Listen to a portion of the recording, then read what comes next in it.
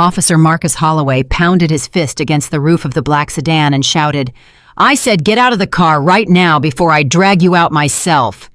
His voice cracked the quiet like a gunshot. The woman behind the wheel hadn't broken a single law. She hadn't sped. She hadn't swerved. But Marcus had decided after 18 years of nobody ever telling him no, that tonight he owned this road, this moment, and this stranger.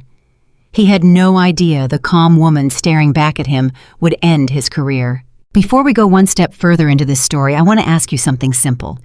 If you believe a person's worth is never decided by the size of someone else's wallet, take one moment right now and subscribe to this channel, tap that notification bell, and stay with me all the way to the very end, because what happens to Aaliyah in the next 2 hours is going to stay with you for a long time. And do me one small favor. Drop a comment and tell me the name of the city where you're watching from right now, so I can see just how far Aaliyah's story has traveled across this country and around the world. Now let's begin. He sat parked in the shadow of an overpass on the north edge of Raleigh Engine, idling coffee gone cold in the cup holder, watching headlights come and go. His radio crackled with the ordinary noise of a Tuesday night. A shoplifter 3 miles east, a fender bender near the mall, a noise complaint that would go nowhere, nothing worth his time. 18 years on the force, Detective Shield, a reputation you could measure by how quickly a room went quiet when he walked in. That was who Marcus believed he was. And on nights like this one, when his back ached and his temper ran short, that belief hardened into something dangerous. He talked to himself sometimes low under his breath, the way tired men do. "People forgot how to respect the badge," he muttered. "That's the problem with this whole city." He didn't notice the irony in his own words. He never did. "Did you hear that, boys? She's working." He turned back to her. "Sweetheart, I know you're working. I'm the one paying for it. Now put the tray down and go sit at that beautiful piano over there, because I am genuinely curious whether there's anything behind those eyes besides a good memory for wine orders." A few people at the surrounding tables chuckled. Not because it was funny, because he was rich and rich men's jokes get laughed at whether they deserve it or not. Aaliyah felt the heat climb up the back of her neck. She kept her chin steady. "I'll get your table anything you'd like from the menu, sir, but I don't play piano for guests." "So you do play?" Richard's eyes sharpened. He'd caught it the way a hunter catches the sound of a branch breaking in the woods. "Interesting. You didn't say you can't play, you said you don't. There's a difference, isn't there?" Aaliyah didn't answer. And that silence, that 1 second of hesitation, was the mistake that changed everything. Because Richard Whitmore had spent his whole life reading weakness in other people, and he had just found a thread. And men like Richard do not leave a thread alone. They pull it until the whole thing comes apart. "Marcus," he said to the man beside him without taking his eyes off Aaliyah, "how much do you think our waitress here makes in a night? $12 an hour, 15 with tips." Marcus shrugged and grinned. "Something like that." "I make more than that in the time it takes me to sneeze." Richard folded his hands. "So here's what I'm thinking. I'm a generous man, and I think this whole room could use a little entertainment, so I'm going to make our waitress an offer she'd be a fool to turn down." The manager, a thin, nervous man named Douglas Pratt, appeared at the edge of the table almost instantly, the way managers do when a valuable customer starts making noise. "Mr. Whitmore, is everything all right? Is there anything I can do to make your evening more enjoyable?" "There is, Douglas." Richard didn't even look up at him. "I want your waitress to play that piano, and I have a feeling she'd tell you yes a lot faster than she'd tell me." Douglas turned to Aaliyah, and she saw it in his eyes before he opened his mouth. She saw the fear, not fear for her, fear of losing the biggest tipper in the building. "Aaliyah," Douglas said quietly, "why don't you take a quick break and entertain Mr. Whitmore's table for a few minutes? It's fine. I'll cover your section." "Douglas," her voice dropped so only he could hear, "please don't do this. It's just a song." He was almost begging now. "Please just do it." And there it was, the whole architecture of her world laid bare in a single moment. The customer had power. The manager served the power, and she, the woman who actually did the work, had nothing at all except the choice to smile and obey. Except tonight, for the first time in 3 years, Aaliyah looked at that grand piano sitting in the corner of the room, and she did not feel small. She felt her grandfather's hands on her shoulders. She was 8 years old again, sitting on a cracked piano bench in a tiny living room in Macon, Georgia, and her grandfather, Elijah, was standing behind her, his big calloused fingers guiding hers to the keys. "That's it, baby girl," he'd whispered. "You feel that? That's not just a note. That's you talking. That's your whole heart coming out through your hands. And ain't nobody, you hear me? Ain't nobody in this whole world can tell you your heart's too small to be heard." That old man had rescued that piano from a church that was throwing it out. He'd hauled it home in the back of a borrowed pickup truck, 3 of the keys dead, the wood scratched and faded, and he'd spent 2 months of evenings repairing it with his own hands so his granddaughter could learn to play. He died when she was 19, and she could still hear him. "Aaliyah," Richard's voice cut through the memory. "I'm waiting, and I don't like waiting." She looked at him. She looked at Douglas, sweating and pleading. She looked at the 4 rich men at the table, already grinning at the show they thought they were about to get. And she looked at the faces of the other diners, some embarrassed, some curious, some simply watching the way people watch a car accident on the side of the road. And then Aaliyah Carter did something nobody in that room expected. She set the tray of wine glasses down on Richard's table. Slowly, carefully. Not one glass rattled. "Fine," she said. "I'll play." Richard clapped his hands together in delight. "There it is. See, boys? Everybody has a price. You just have to find it." But Aaliyah wasn't listening to him anymore. She was walking toward the piano. And as she crossed that dining room, the strangest thing happened. The whole restaurant, without anyone announcing it, began to quiet down. Conversations trailed off, forks lowered, heads turned, because there was something in the way this young waitress walked toward that instrument that told everyone watching that they were about to see something they had not planned on seeing. Richard mistook the silence for anticipation of a joke. He had no idea it was the silence that comes right before the ground shifts under your feet. Aaliyah sat down on the bench. She placed her hands in her lap for a moment, and she closed her eyes, and she breathed. And in that breath, 3 years of swallowed insults came back to her all at once. She remembered her very first week at the Magnolia Room when a customer had snapped his fingers at her exactly the way Richard just had. And she'd gone into the walk-in freezer afterward and cried where no one could see her. She remembered the night her mother called from the hospital, her voice thin and frightened, and Aaliyah had to keep smiling and pouring wine for a bachelorette party because she couldn't afford to lose a single hour of pay. She remembered the college acceptance letter from the Peabody Institute that she'd kept folded in her dresser drawer for years. Accepted, full talent scholarship offered, and underneath it, the second letter. The one explaining that the scholarship only covered tuition and that housing, books, and living expenses would run another $18,000 a year that she did not have and could not borrow because her mother's medical bills had already destroyed whatever credit their family once had. She remembered folding that dream up and putting it in a drawer and closing the drawer and telling herself someday. Someday. Her fingers touched the keys, and Aaliyah began to play. The first note was so soft that half the room wasn't even sure they'd heard it.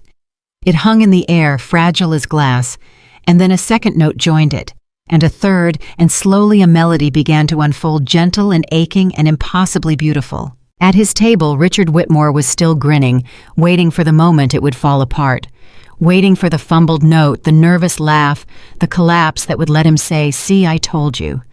That moment never came. Instead, the melody grew. Aaliyah's hands moved across the keys with a certainty that had nothing to do with the waitress uniform she was wearing and everything to do with 10,000 hours of practice on a broken piano in a poor man's living room. The music swelled and deepened, and it filled the dining room of the Magnolia Room the way water fills a glass all the way to the very edge until there was no space left for anything else. A woman at a nearby table set down her fork and pressed her fingertips to her lips. An older gentleman in the corner, a man who had been complaining about his soup 10 minutes earlier, went completely still, his eyes fixed on the young woman at the piano. And Richard Whitmore's grin began very slowly to fade. Because this was not a party trick. This was not a nervous employee stumbling through chopsticks to keep her job. This was an artist, and every person in that room understood it at the exact same moment. Aaliyah wasn't performing for Richard. She had forgotten Richard existed. She was playing for a little girl in Macon, Georgia. She was playing for a grandfather who fixed a broken piano with his own two hands. She was playing for a father she had buried too young and a mother she had nearly worked herself to death to keep alive. She was playing every single thing she had never been allowed to say out loud in 3 years of smiling through insults. And the music said all of it. At his table, Marcus leaned over to Richard and whispered, "Rich, are you seeing this?" Richard didn't answer. For the first time in longer than he could remember, the billionaire had nothing to say. Aaliyah's hands rose and fell, and the melody moved from tenderness into something powerful, something that made the crystal chandeliers seem to hold their breath. A businessman near the window quietly took out his phone and began to record, not to mock her, but because he understood somewhere deep down that he was witnessing something he would want to prove to people later, something he would tell his grandchildren about. "I saw a waitress sit down at a piano," once he would say, and she stopped time. Near the kitchen doors, the other staff had gathered, the line cooks in their aprons, the busboys, the other waitresses. They stood shoulder to shoulder and watched the woman they worked beside every single night, the quiet one, the one who never said much, the one who always covered your table if you needed to take a phone call, and they watched her become something none of them had ever imagined. A busboy named Terrence had tears standing in his eyes and didn't bother to wipe them. "I didn't know," he whispered. "I've worked next to her for a year. I didn't know she could do that." Nobody knew. That was the whole tragedy of it. Nobody had ever bothered to ask. And now here she was, filling a 5-star restaurant with a sound so beautiful that grown men were forgetting to breathe, and the only reason it was happening at all was because a cruel rich man had tried to humiliate her. Life is strange that way. Sometimes the door to everything you've ever wanted is disguised as the worst moment of your life. Aaliyah reached the heart of the piece, and here something extraordinary happened. She began to improvise. She left the melody she had started with and let her fingers wander into something new, something that had never existed before that exact moment and would never exist again.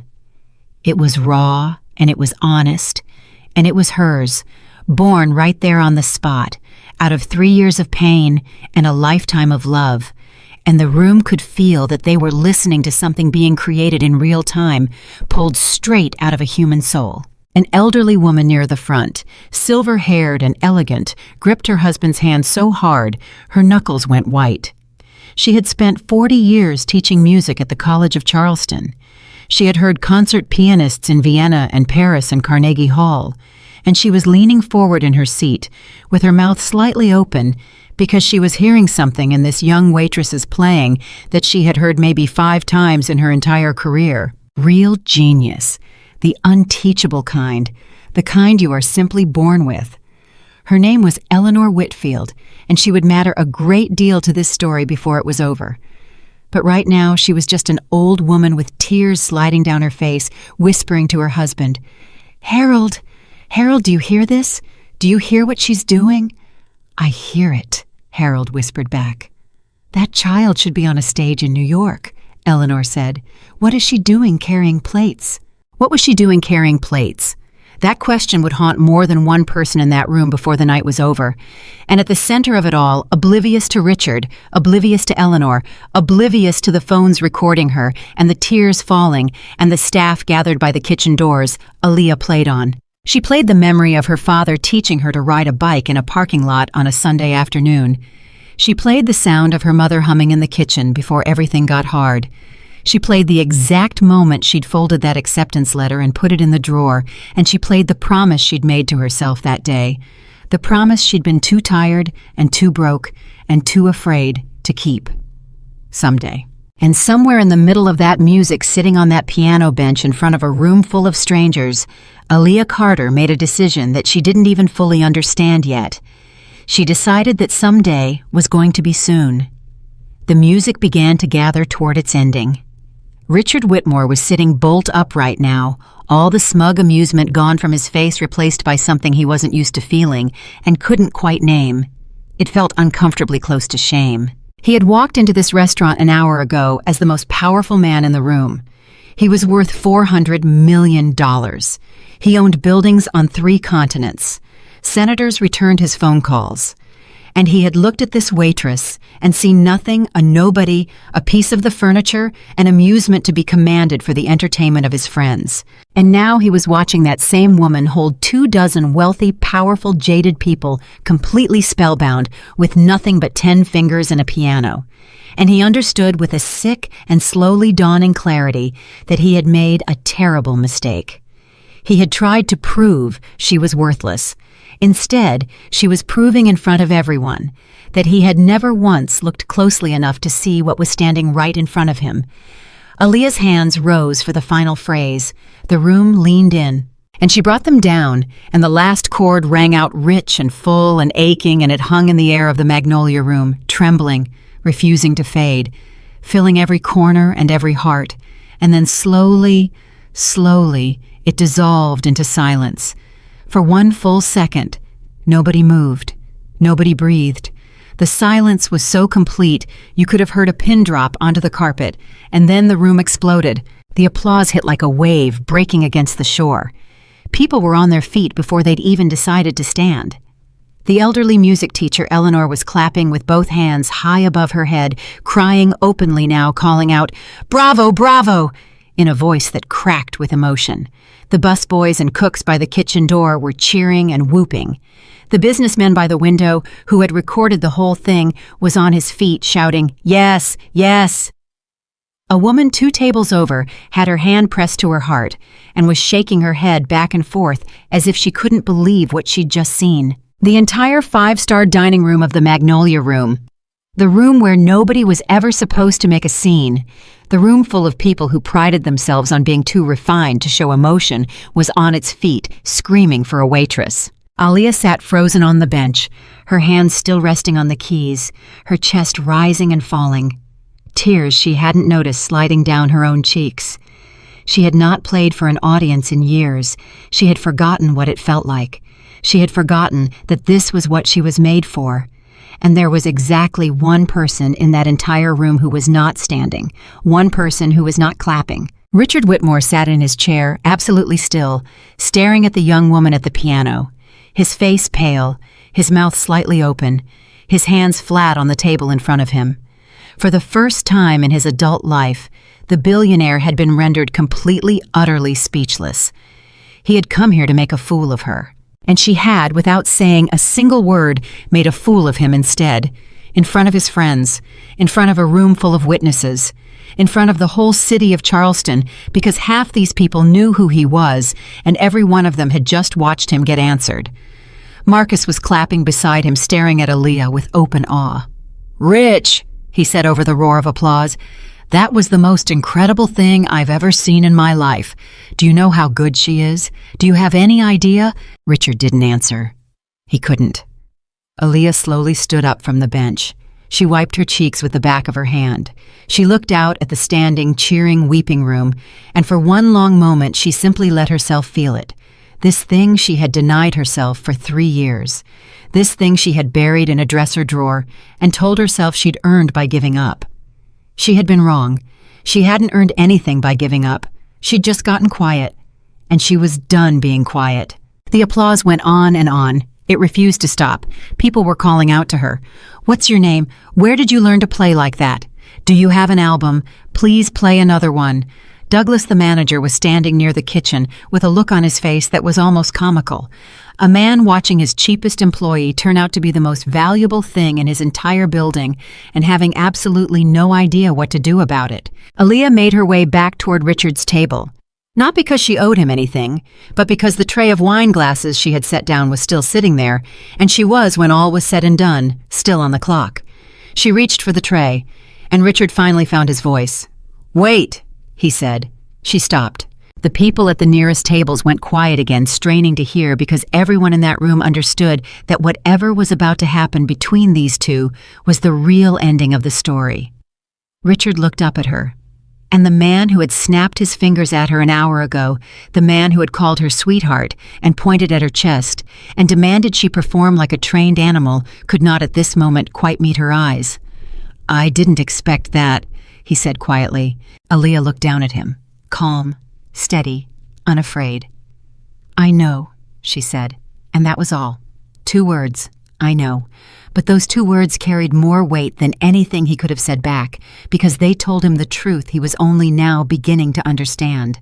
She had always known what she was worth. He was simply the last person in the room to find out. The whole table stared at him. The whole nearby section stared at him. Richard Whitmore, $400 million buildings on 3 continents. Senators on speed dial sat in a 5-star restaurant with his face burning and nothing left to say, while a 26-year-old waitress picked up her tray of wine glasses and walked away from him with her head held high. But here is the thing about that night that nobody in the room could have predicted. Here is the twist that would turn a single humiliating evening into the beginning of something none of them saw coming. Because sitting 3 tables away, still on her feet, still wiping tears from her eyes, was the elderly music teacher, Eleanor Whitfield. And Eleanor was not just a retired professor from the College of Charleston. Eleanor Whitfield's late brother had been one of the most respected classical music producers in the American South. And the foundation he'd left behind when he died, the foundation that Eleanor herself now ran, existed for exactly one purpose: to find raw, extraordinary, undiscovered musical talent in young people who could never in 100 years afford to develop it on their own. And Eleanor Whitfield had just watched a waitress in a 5-star restaurant play the single most gifted improvised piano performance she had heard in 20 years. She was already reaching into her purse for a pen. But Eleanor wasn't the only one whose life was about to collide with Aaliyah's, because Richard Whitmore, sitting there humiliated and silent, was a man who had built an entire empire on one skill above all others: the ability to recognize value that everyone else had overlooked. That was how he'd made his fortune. He bought the buildings nobody wanted in the neighborhoods everybody had written off, and he waited, and he was right, and he got rich. And as he sat there watching Aaliyah walk away, the shame in his chest was slowly against his will being joined by something else. An idea. A calculation.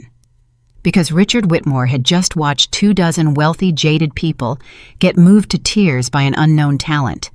He had watched a businessman record it on his phone. He had felt in his own chest the undeniable power of what this young woman could do. And a man like Richard did not feel that power without immediately instinctively asking himself one question: how much is this worth? He was ashamed of himself, truly, for maybe the first time in years. But he was also already beginning to plan.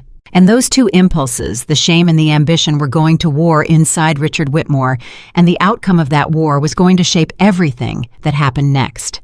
It would decide whether this billionaire became the villain of Aaliyah's story or something far more complicated.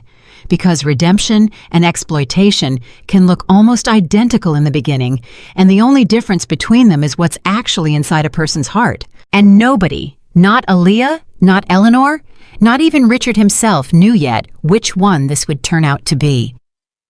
Aaliyah carried the tray back to the service station. Her hands were trembling now, the adrenaline finally catching up with her. She set the glasses down and gripped the edge of the counter and just breathed for a moment. Terrence, the busboy, appeared beside her, still wiping his eyes. "Aaliyah," he said. "Aaliyah, that was. I don't even have words. Why didn't you ever tell anybody? Why didn't you ever play?" She looked at him, and she gave him a small, tired, honest smile. "Because nobody ever asked me to," she said. "They asked me to bring the wine. They asked me to clear the plates. Nobody ever once asked me what I could do." Terrence didn't have an answer for that. There wasn't one. It was just the truth, and it was a sad one, and they both knew it.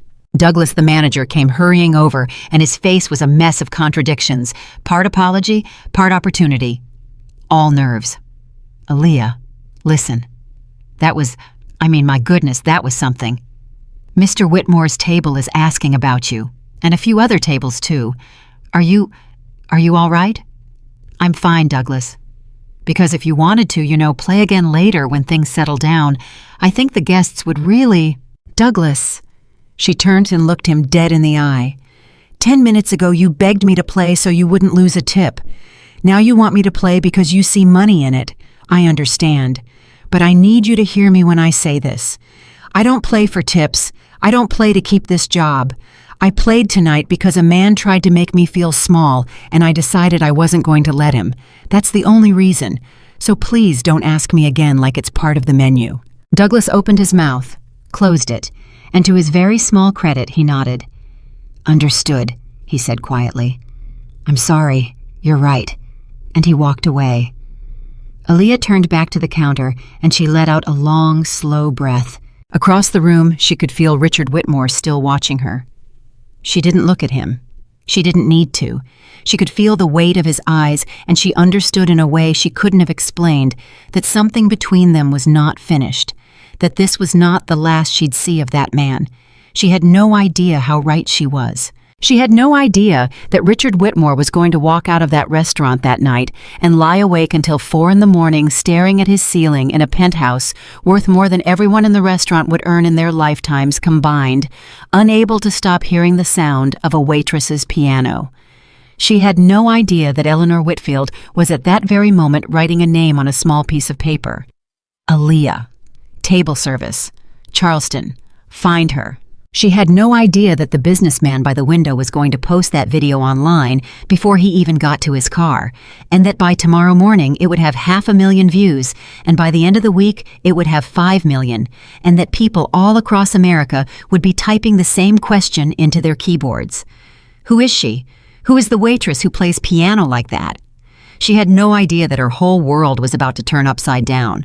All she knew in that moment, standing at a service station in a 5-star restaurant with her hands still shaking, was one simple thing, a thing her grandfather had told her when she was 8 years old, sitting on a cracked bench in front of a piano he'd rescued from the trash and fixed with his own 2 hands. Never let someone convince you that your gift is too small for the world. She had almost let Richard Whitmore do exactly that. She had almost let 3 years of insults and exhaustion do exactly that. She had almost let her own fear do exactly that. But she hadn't. She'd walked to that piano, she'd sat down, and she'd played, and nothing was ever going to be the same again. Across the dining room, Richard Whitmore finally stood up from his table. His friends were still buzzing, still talking about what they'd just witnessed, still glancing over at the waitress. Marcus clapped him on the shoulder. "Some night, huh, Rich? Some night." Richard didn't answer right away. He was looking at Aaliyah across the room, and there was something in his expression that none of his friends had ever seen there before, something almost like uncertainty. "Marcus," he finally said, "get the check and leave her a good tip, a real one." Marcus raised an eyebrow. "How much?" Richard reached into his own jacket and pulled out his wallet. He counted out several $100 bills, and then he counted out several more, and he set them on the table where the waitress would find them when she came to clear it. But even as he did it, he knew it wasn't enough. He knew somehow that money was the one thing that could not fix what had happened here tonight, and that trying to fix it with money would only prove how little he still understood. He also knew he was going to try anyway, because money was the only language he had ever really learned to speak. And that right there was going to be the whole problem. Richard Whitmore walked out of the Magnolia Room that night a changed man, though he didn't understand yet how or into what. He walked out haunted. He walked out ashamed. And he walked out, God help him, already scheming, because that was who he was, and a man does not become a different person in a single evening, no matter how beautiful the music. Behind him, the elderly music teacher, Eleanor Whitfield, rose slowly from her table, gathered her coat, and told her husband, "Harold, before we leave, I need to have a word with our young pianist."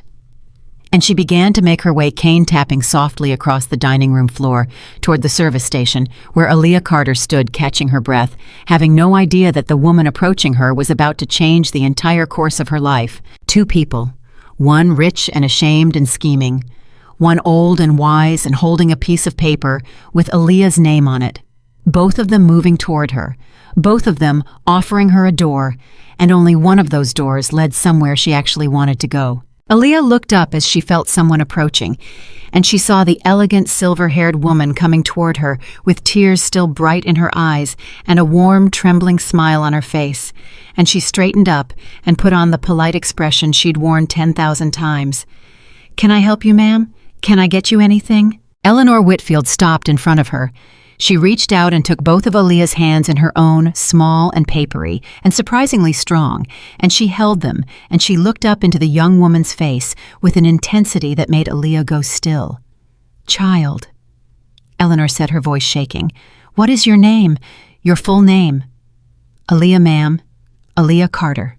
"Aaliyah Carter." Eleanor repeated it slowly, like she was memorizing it like it mattered. "Aaliyah, I have spent my entire life around music.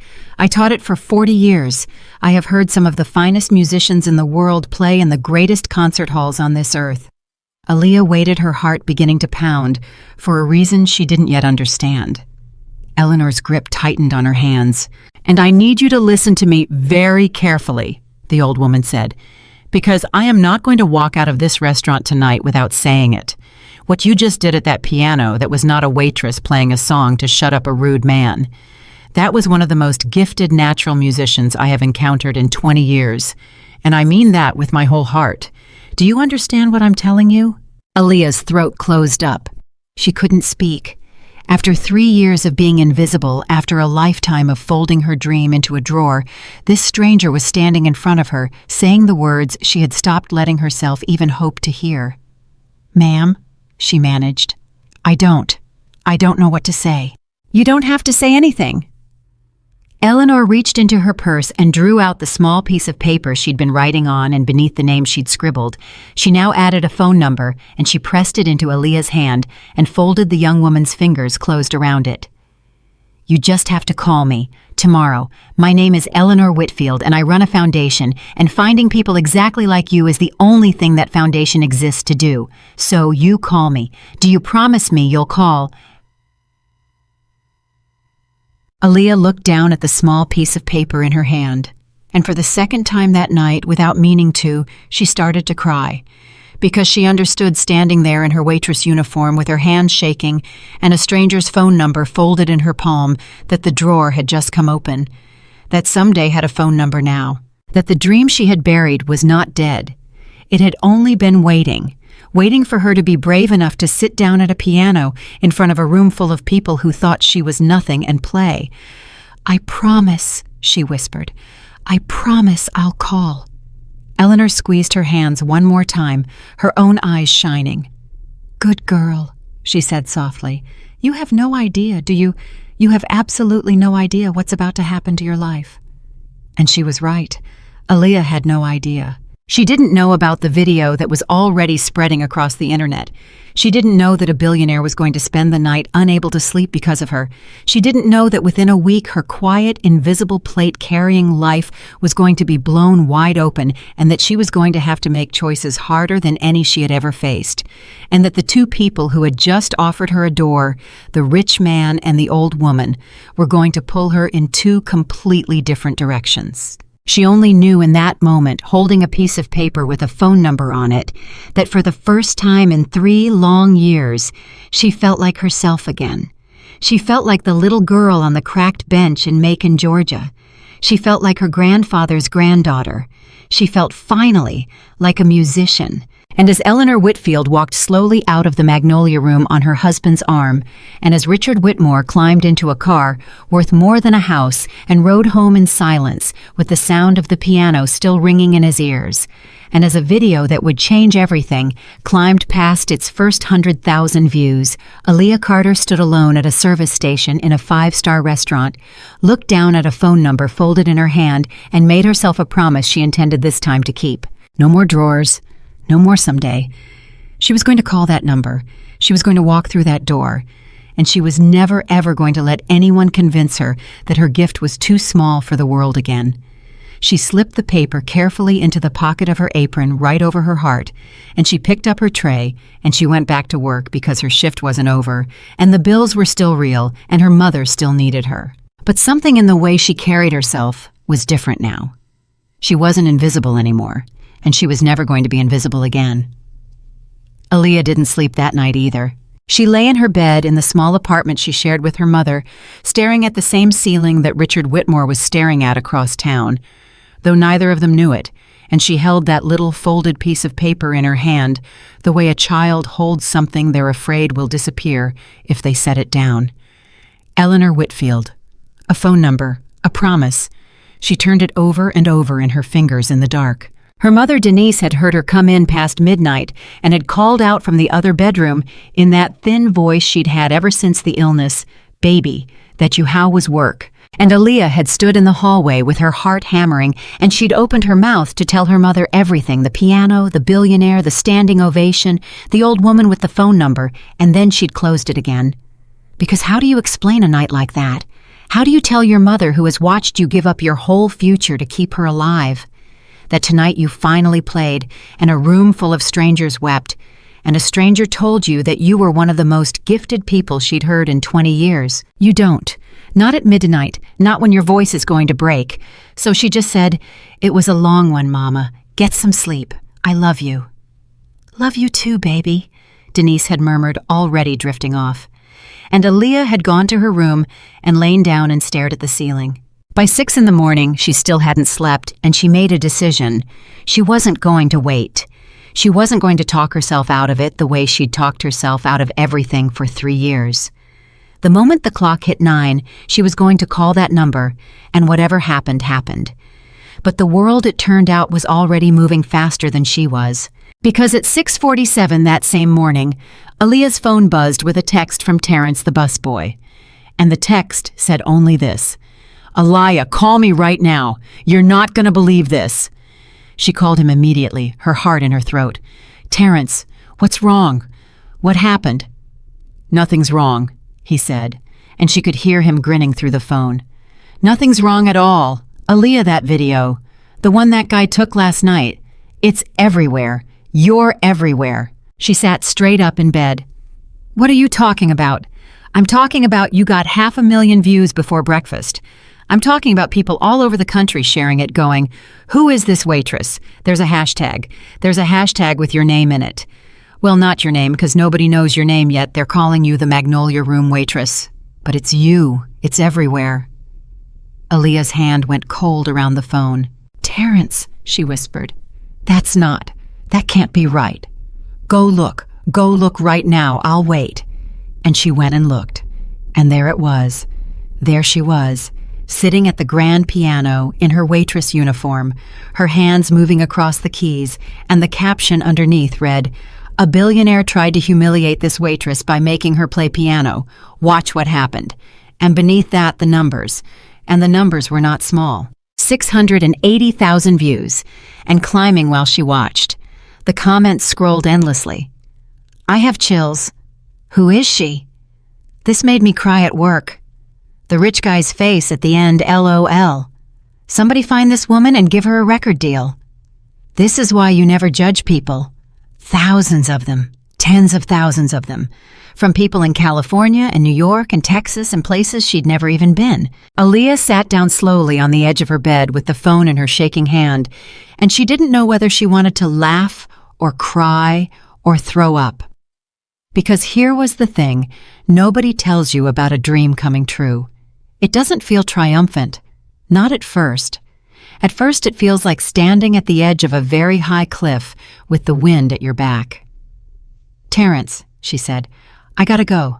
I gotta think. I'll call you back." She hung up, and she sat there. And then she did the thing she'd promised herself she'd do, even though it was only 7 in the morning, even though it was probably too early to call a stranger. She unfolded the little piece of paper, and she dialed Eleanor Whitfield's number because if her whole life was about to change, she wanted to change it on purpose with the person who'd looked her in the eye and told her the truth, not with a video she hadn't even chosen to be in. Eleanor answered on the second ring, wide awake, her voice bright and sharp as a bell. "This is Eleanor." "Mrs. Whitfield, it's Aaliyah Carter from the restaurant last night. You gave me your number and told me to call, and I know it's early. I'm so sorry. I couldn't wait. Aaliyah." Eleanor's voice softened instantly, warmly, completely. "Oh, my dear girl. I have been sitting by this phone since 6 o'clock hoping you'd call. Early is exactly right. Early is wonderful. Now, have you seen the internet this morning?" Aaliyah let out a shaky laugh. "You know about the video, too. Child, my grandnephew called me at dawn to tell me the woman from the video was the same one I'd been going on about all night at dinner. The whole city is talking about you, which means we do not have very much time, and we need to have a serious conversation, and I would very much like to have it in person today if you're willing. Can you come to my home this afternoon? I'll send a car." Aaliyah gripped the phone. "You don't have to send a car, ma'am. I can take the bus. I need to understand what you're offering me. Because last night you said something about a foundation and finding people, and I've been up all night, and I'm scared to hope for something and then find out I misunderstood." There was a pause on the line, and when Eleanor spoke again, her voice was gentle and certain in a way that made Aaliyah's eyes sting. "You didn't misunderstand a single thing," Eleanor said. "Come to my home. Bring your mother if you'd like, so she knows this is real and not some stranger telling stories. And I will explain everything, and there will be no tricks and no fine print and nothing you have to be afraid of. Just an old woman who has been waiting 20 years to hear someone play the way you played, and who is not going to let the world do to you what it does to so many gifted young people, which is nothing at all. Do you hear me?" Aaliyah couldn't answer for a second. She just nodded uselessly at a phone. "I hear you," she finally managed. "I'll come." "Wonderful. And Aaliyah, one more thing." Eleanor's voice sharpened just slightly into something like a warning. "You are about to become for a little while a very interesting person to a great many people. Some of them are going to want to help you, and some of them are going to want to use you. And they are going to be very, very good at making the second thing look like the first thing. So before this day is over, people are going to start reaching out to you, reporters, managers, men with money, and I want you to promise me you won't say yes to anyone, not anyone until we've talked. Can you promise me that?" And Aaliyah, who had no idea how prophetic that warning was about to prove, said, "I promise." She had no way of knowing that at that very moment, across town in a penthouse office 40 floors above the streets of Charleston, Richard Whitmore was already making a phone call of his own. Richard had not slept either. He'd tried. He'd lain in his enormous empty bed in his enormous empty penthouse, and every time he closed his eyes, he heard the piano. He heard that final chord hanging in the air. He saw the waitress's face, calm and unafraid, looking down at him and saying those two words that had cut deeper than any insult anyone had ever thrown at him in his life. I know. She'd known her worth the whole time. He was just the last one to figure it out. And around 3 a.m, staring at his ceiling, Richard Whitmore had felt something he genuinely could not remember ever feeling before. He'd felt small. He'd made his whole fortune, his whole identity out of never feeling small.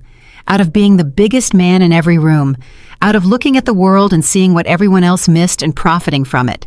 And a 26-year-old waitress with a piano had in about 4 minutes made him feel like the smallest man in the building. Now a lesser man or maybe a better man might have taken that feeling and let it change him. Let it soften him. Let it teach him something about the way he treated people. Richard Whitmore was not at this point in his life a better man. Richard Whitmore was a man who, when he felt small, made himself feel big again by taking control of the thing that had made him feel small in the first place. And so at 7:15 in the morning, Richard called his lawyer, a slick and expensive man named Preston Vale, and he said, "Preston, wake up. I need you to find someone for me." "Rich, it's 7 in the morning. "I don't care what time it is. There's a video going around. A waitress playing piano at the Magnolia Room last night. I need you to find out her name, where she lives, everything about her, and I need you to draw up a management and recording contract, an exclusive one, a good one, generous enough to look like a gift, tight enough that she can't get out of it. And I need it by end of day." Preston was quiet for a moment. "You want to sign the waitress from the video." "I want to own the waitress from the video," Richard corrected. "There's a difference. That girl is going to be worth a fortune, Preston. I felt it in that room last night. Everybody felt it. She's a once-in-a-generation talent, and right now she's carrying plates for tips, which means right now she's cheap, and right now nobody's gotten to her yet. But by tonight, they will have. So we move first. We move today. Understand?" "I understand," Preston said. "Rich, can I ask you something? Is this about the money? Or is this about the fact that she embarrassed you in front of Marcus and the whole restaurant last night?" There was a long silence on the line. "Just get it done," Richard said, and hung up. And that right there was the whole war inside Richard Whitmore laid bare. Because the honest answer to Preston's question was that Richard himself didn't know. He didn't know if he wanted to sign Aaliyah because he saw a fortune, or because he wanted to be the one in control of her again, or because somewhere buried under all the ego and the ambition, a very small part of him had genuinely been moved by what he'd heard and wanted in his own broken and clumsy way to do something good with it. Maybe it was all three. Maybe that's how it always is with men like Richard. The good impulse and the bad impulse wearing the exact same suit so that even the man himself can't tell them apart. But intentions are one thing, and actions are another, and the action Richard was taking was this. He was sending the most expensive lawyer in Charleston to put a legally binding rope around the neck of a young woman who had less than 12 hours ago finally started to feel free. The two doors were both about to open at once, and Aaliyah was going to have to choose. She told her mother everything over breakfast. She sat Denise down at their little kitchen table, and she showed her the video, and she watched her mother's face change as it played. Watched her mother's hand come up to cover her mouth. Watched her mother's eyes fill with tears, and when it was over, Denise looked at her daughter and could barely speak. "That's my baby," she whispered. "That's my baby playing like that. Aaliyah, Aaliyah, why didn't you ever? Why did you stop? I never should have let you stop. I never should have. Mama, no." Aaliyah reached across the table and took her mother's hands. "Don't you do that. Don't you dare do that. I stopped because I chose to. I stopped because you were sick and we were drowning and somebody had to work, and I don't regret it, you hear me? I don't regret a single day of it. You're alive. That's what mattered. That's the only thing that mattered." Denise was crying openly now. "But your dream baby, your beautiful dream. I watched you put it in a drawer and I let you do it because I was too sick and too scared to stop you. Mama, listen to me." Aaliyah squeezed her hands. "The dream's not gone. That's what I'm trying to tell you. There's a woman, a music teacher. She heard me play last night, and she gave me her number, and she wants to help me a real foundation, a real thing, and I'm going to see her this afternoon. The dream's not in the drawer anymore, Mama. The drawer's open, and I want you to come with me and see it's real." Denise looked at her daughter for a long moment, and then she reached up and put her hand against Aaliyah's cheek, the way she had when Aaliyah was a little girl, and she said, "Your granddaddy always said you were going to do this. You know that every day of his life he said it. He said that child's got something in her hands that comes from God, and one day the whole world's going to hear it. He believed it till the day he died." And Aaliyah, who had held herself together through the video and the phone call and the whole impossible morning, finally broke and put her head down on the kitchen table and cried while her mother stroked her hair. But she didn't have long to cry, because at 9:30 that morning, her phone started ringing, and it did not stop. The first call was a local news station wanting an interview. The second was a man who said he was a talent manager from Atlanta. The third was a blocked number that hung up when she answered. The fourth was a music blog. The fifth was someone claiming to represent a record label, though when she asked which one they got vague. By the seventh call, she'd stopped answering, letting them go to voicemail, watching her phone light up over and over on the kitchen table, like something alive, like something hungry. Eleanor had been right. They were coming, all of them at once, and every one of them wanted a piece of her. Aaliyah's hands were shaking again. Because it was one thing to have a dream, it was another thing entirely to suddenly become a thing that a dozen strangers wanted to grab before anyone else could. She felt for the first time the terrifying flip side of being seen. When you're invisible, nobody wants anything from you. The moment you become visible, everybody does. And it is very, very hard in that flood to tell who wants to help you fly and who wants to clip your wings and put you in a cage where they can charge admission. She looked at all those missed calls, and she remembered Eleanor's warning. Don't say yes to anyone, not until we've talked. And she was never so grateful for a piece of advice in her life. At 2:00 that afternoon, Aaliyah and her mother arrived at Eleanor Whitfield's home, and it was not at all what Aaliyah had expected. She'd braced herself for something cold and grand, some mansion that would make her feel like the help all over again. Instead, it was a warm, cluttered, book-filled house full of framed photographs and old sheet music, and in the front room, the most beautiful grand piano Aaliyah had ever seen in her life. Eleanor met them at the door herself. No butler, no staff, just an old woman in a cardigan who took Denise's hands the moment she saw her and said, "You must be Aaliyah's mother. Oh, you have every right to be the proudest woman in South Carolina today. Come in both of you. I've made tea and we have a great deal to discuss." They sat in the front room by the piano, and Eleanor did not waste time. "I'm going to tell you exactly who I am and exactly what I'm offering, and then you're going to ask me every hard question you can think of. And I'm going to answer all of them honestly. And then you're going to take some time and decide, because a decision made in a hurry is a decision made badly. Is that fair?" "That's fair," Aaliyah said. And Eleanor explained. She explained that her late brother had been a music producer of some renown, and that when he'd passed, he'd left the bulk of his estate to a foundation whose only purpose was to find young people with extraordinary musical gifts and no way to develop them and to give them what they needed. Not a loan, not a contract, a gift, real instruction from real masters.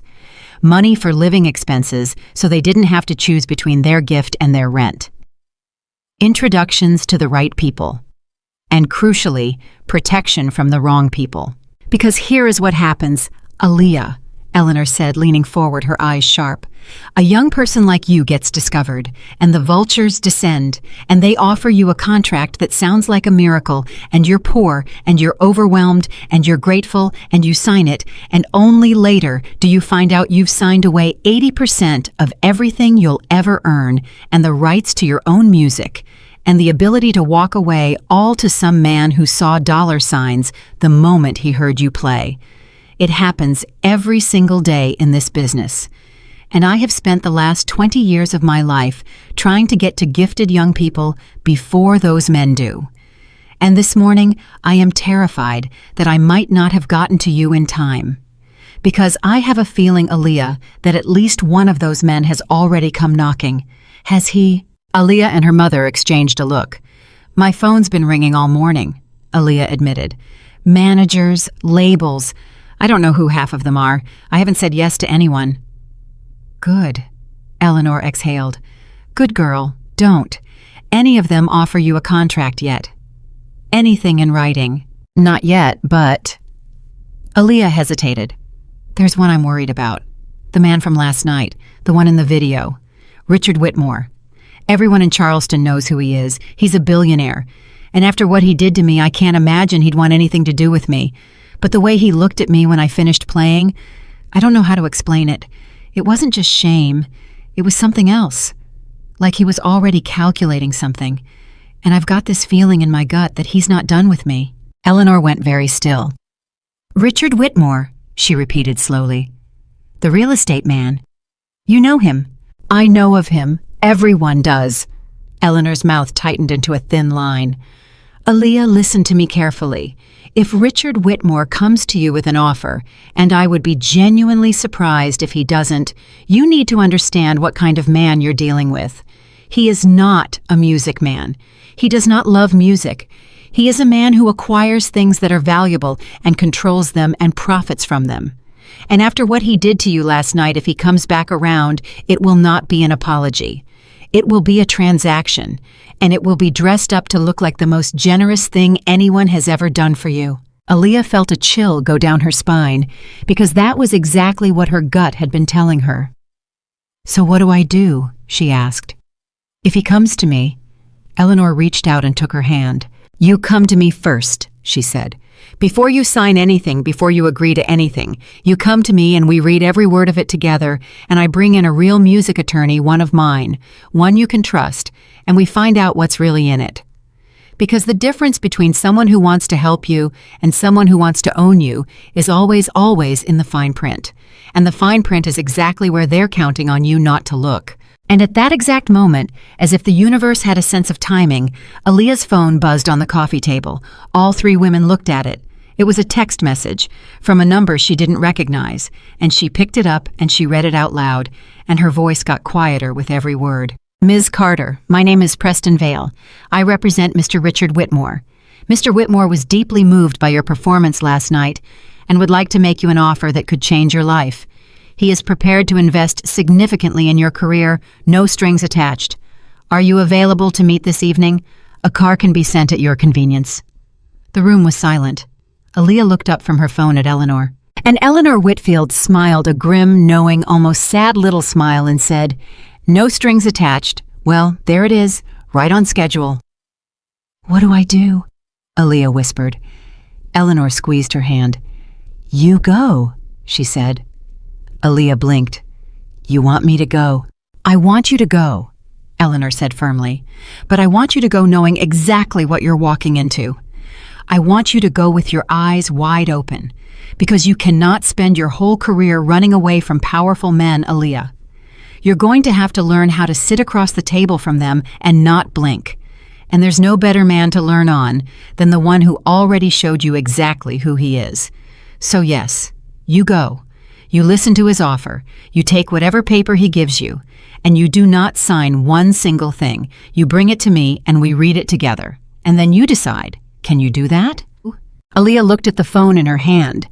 She looked at her mother, who was watching her with a mixture of fear and fierce pride. And she thought about Richard Whitmore sitting in that restaurant, snapping his fingers at her, calling her sweetheart, pointing at her chest like she was a dog he was ordering to do a trick.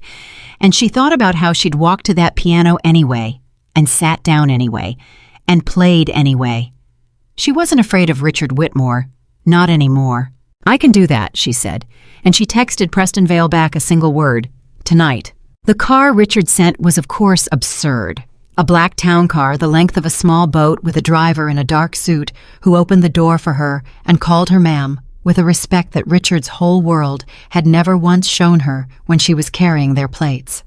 Aaliyah slid into the leather seat, her mother's voice still in her ears from an hour ago. You call me the second it's over. You hear me? The second. And she rode through the streets of Charleston toward the tallest building downtown, and the whole way there she kept her spine straight and her hands folded, and Eleanor's words running through her mind like a heartbeat. Don't sign one single thing! The elevator took her up 40 floors. The doors opened directly into Richard Whitmore's penthouse office, an enormous space of glass and steel and expensive art. And there, standing by the window, with the whole glittering city spread out behind him, was Richard. He turned when he heard the doors open, and for just a second before he collected himself, Aaliyah saw something flicker across his face that surprised her. He looked nervous. The billionaire looked nervous. Ms. Carter, he said, coming toward her, extending his hand. Thank you for coming. I know I'm probably the last person on earth you wanted to hear from. Aaliyah looked at his outstretched hand, and she made a decision right there in the first 3 seconds that set the tone for everything that followed. She shook it, firmly, looking him dead in the eye. Because she was not going to let this man see her be small, and she was not going to be rude either, because being rude would give him something to hold, and she'd learned long ago that the strongest thing you can do in front of a powerful person is to be perfectly, unshakably calm. Mr. Whitmore, she said evenly, you said you had an offer. I'm listening. Richard blinked. He'd clearly expected something else. Fear, maybe, or anger, or gratitude. Not this cool, level, business-like composure from a woman half his age who made in a year what he made before lunch. Right, he said. Yes, please sit. They sat. And Richard's lawyer, Preston Vale, materialized from a side room with a leather folder, and the whole thing began to feel less like a meeting and more like an ambush. Two powerful men and one young woman and Aaliyah understood immediately that this was by design. That the whole setup, the car, the tower, the office, the lawyer was meant to make her feel exactly what she'd felt for 3 years at the Magnolia Room. Small, outmatched, grateful for whatever scraps fell off the table. And she decided she wasn't going to feel that. Not tonight, not ever again. Ms. Carter? Richard began, and his voice had shifted into a smooth, practiced deal-making register. I'm going to be direct with you because I think you'd respect that more than a lot of flattery. Last night I behaved badly. I did. I tried to embarrass you, and instead you gave the single most extraordinary performance I have ever witnessed. And I have been unable to stop thinking about it since, so I'm not going to insult you by pretending this is only an apology. It's more than that. I saw something in that room last night. I saw a talent that comes along maybe once in a generation, and I saw it wasting away carrying plates. And I don't believe talent like yours should waste away. So I want to invest in you. He nodded at Preston, who slid the leather folder across the table toward Aaliyah. That Richard said, is a management and development contract. And I want you to know the numbers before you even open it, because I don't play games. I'm prepared to pay you a signing advance of $100,000. Today, right now. Money you can use to take care of your mother, get out of that job, and never worry about rent again. On top of that, full funding for your development, the best instructors in the country, studio time, everything you need to become what you're supposed to be. All I ask in return is that you let me manage your career. That's it, no strings, just a partnership. Just a $100,000. Aaliyah's heart lurched and she hated that it did, but it did, because $100,000 was more money than she had ever seen in her life. And it was her mother's medical bills gone, and her rent handled, and her whole crushing decade of financial terror simply erased with the stroke of a pen. And that she realized was exactly the point. That number wasn't generous. It was a weapon. It was designed to hit her right where she was most desperate to make her so grateful and so overwhelmed that she'd sign anything at all, just to make the drowning stop.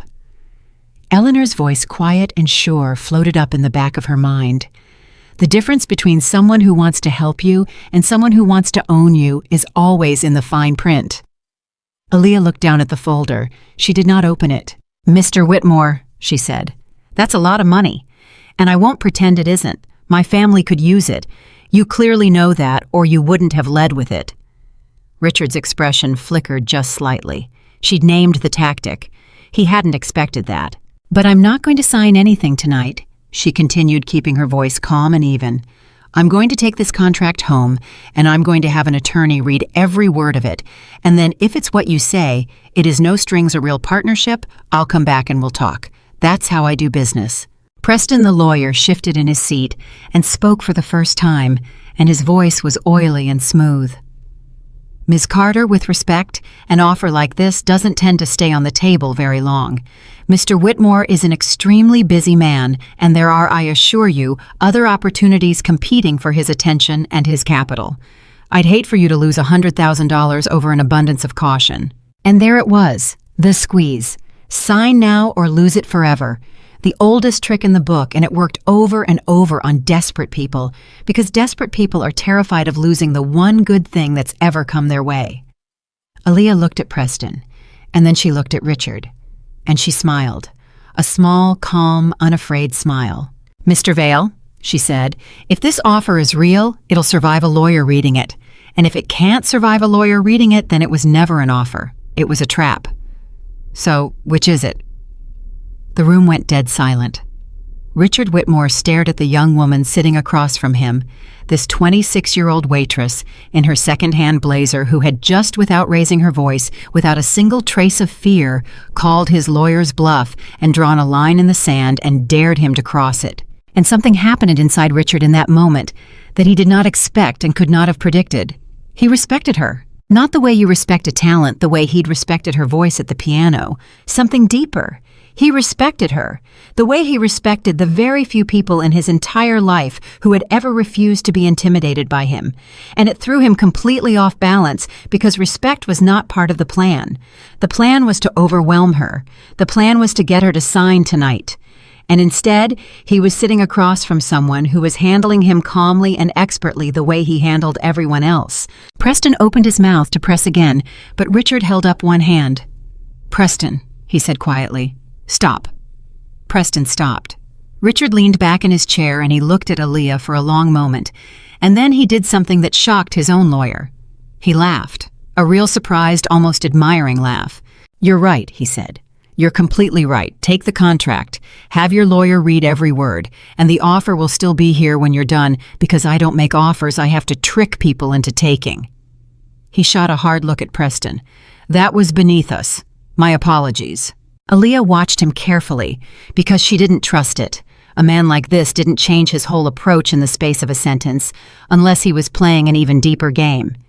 And she filed that away, that this was a man who could turn on a dime, who could be a bully one second and a gentleman the next, and that made him more dangerous, not less, because you never knew which one you were dealing with. But she also saw an opening, and she took it. "Can I ask you something, Mr. Whitmore?" she said. "Something straight?" "Of course." "Why do you actually want to do this? And don't tell me it's about the money, because you've got more money than you could spend in 10 lifetimes. And don't tell me it's about my talent, because if you cared about talent, you'd fund a music school, not sign one waitress to an exclusive contract. So what is it? What do you really want? The question landed like a stone in still water. Richard Whitmore, who always had an answer, who had built a fortune on always having an answer, sat there and did not have one. Because the honest answer was that he didn't fully know. And a man like Richard almost never let himself sit in that particular discomfort, the discomfort of not knowing his own heart. He built his whole life so he'd never have to. He looked at the city lights behind her. He looked back at her. "I don't know," he finally said. And the words seemed to cost him something. "I've been asking myself that same question since 3 o'clock this morning, and I don't have a good answer for you. Maybe I want to fix what I did. Maybe I want to prove I saw it first. Maybe I just want to be near the thing that made me feel for the first time in about 10 years like there's something in this world that money can't buy." He shook his head. "I honestly don't know. But I know that whatever it is, it's real, and it kept me up all night, and I haven't been kept up all night by anything in a very long time." And Aaliyah, watching his face, believed him. Not the good version, not the clean version, but she believed that he genuinely didn't know his own reasons, and that strangely was the most honest thing he'd said all night, and it made her trust him a tiny bit more, even as it warned her to trust him a great deal less. Because a man who doesn't know his own heart is a man who can hurt you without even meaning to. She stood up. She picked up the leather folder. "I'll have this read," she said, "and I'll be in touch. Thank you for the offer, Mr. Whitmore, and thank you for being honest just now. That last part, that's the only part of tonight I actually believe." She turned to go, and Richard, still off balance, still not himself, called after her, "Ms. Carter." She stopped. "For what it's worth," he said. "I'm sorry. About last night. I mean that. I've said a lot of words tonight I rehearsed, but that one I didn't. I'm sorry." Aaliyah looked back at him, and she saw a man who was maybe for the very first time telling the truth about something that mattered. And she also saw a man who would probably wake up tomorrow and go right back to being exactly who he'd always been, because one sleepless night doesn't undo a whole life. Both of those things were true at once. "I believe you're sorry," she said. "The question is whether you're sorry enough to be different. And that's not something you can prove to me tonight. That's something you can only prove over time. So we'll see." And she walked to the elevator and she stepped inside, and as the doors slid closed on Richard Whitmore standing alone in his glass tower with his rehearsed words and his sleepless night and his contract in her hands, Aaliyah Carter finally let out the breath she'd been holding for the entire meeting. Her hands were shaking.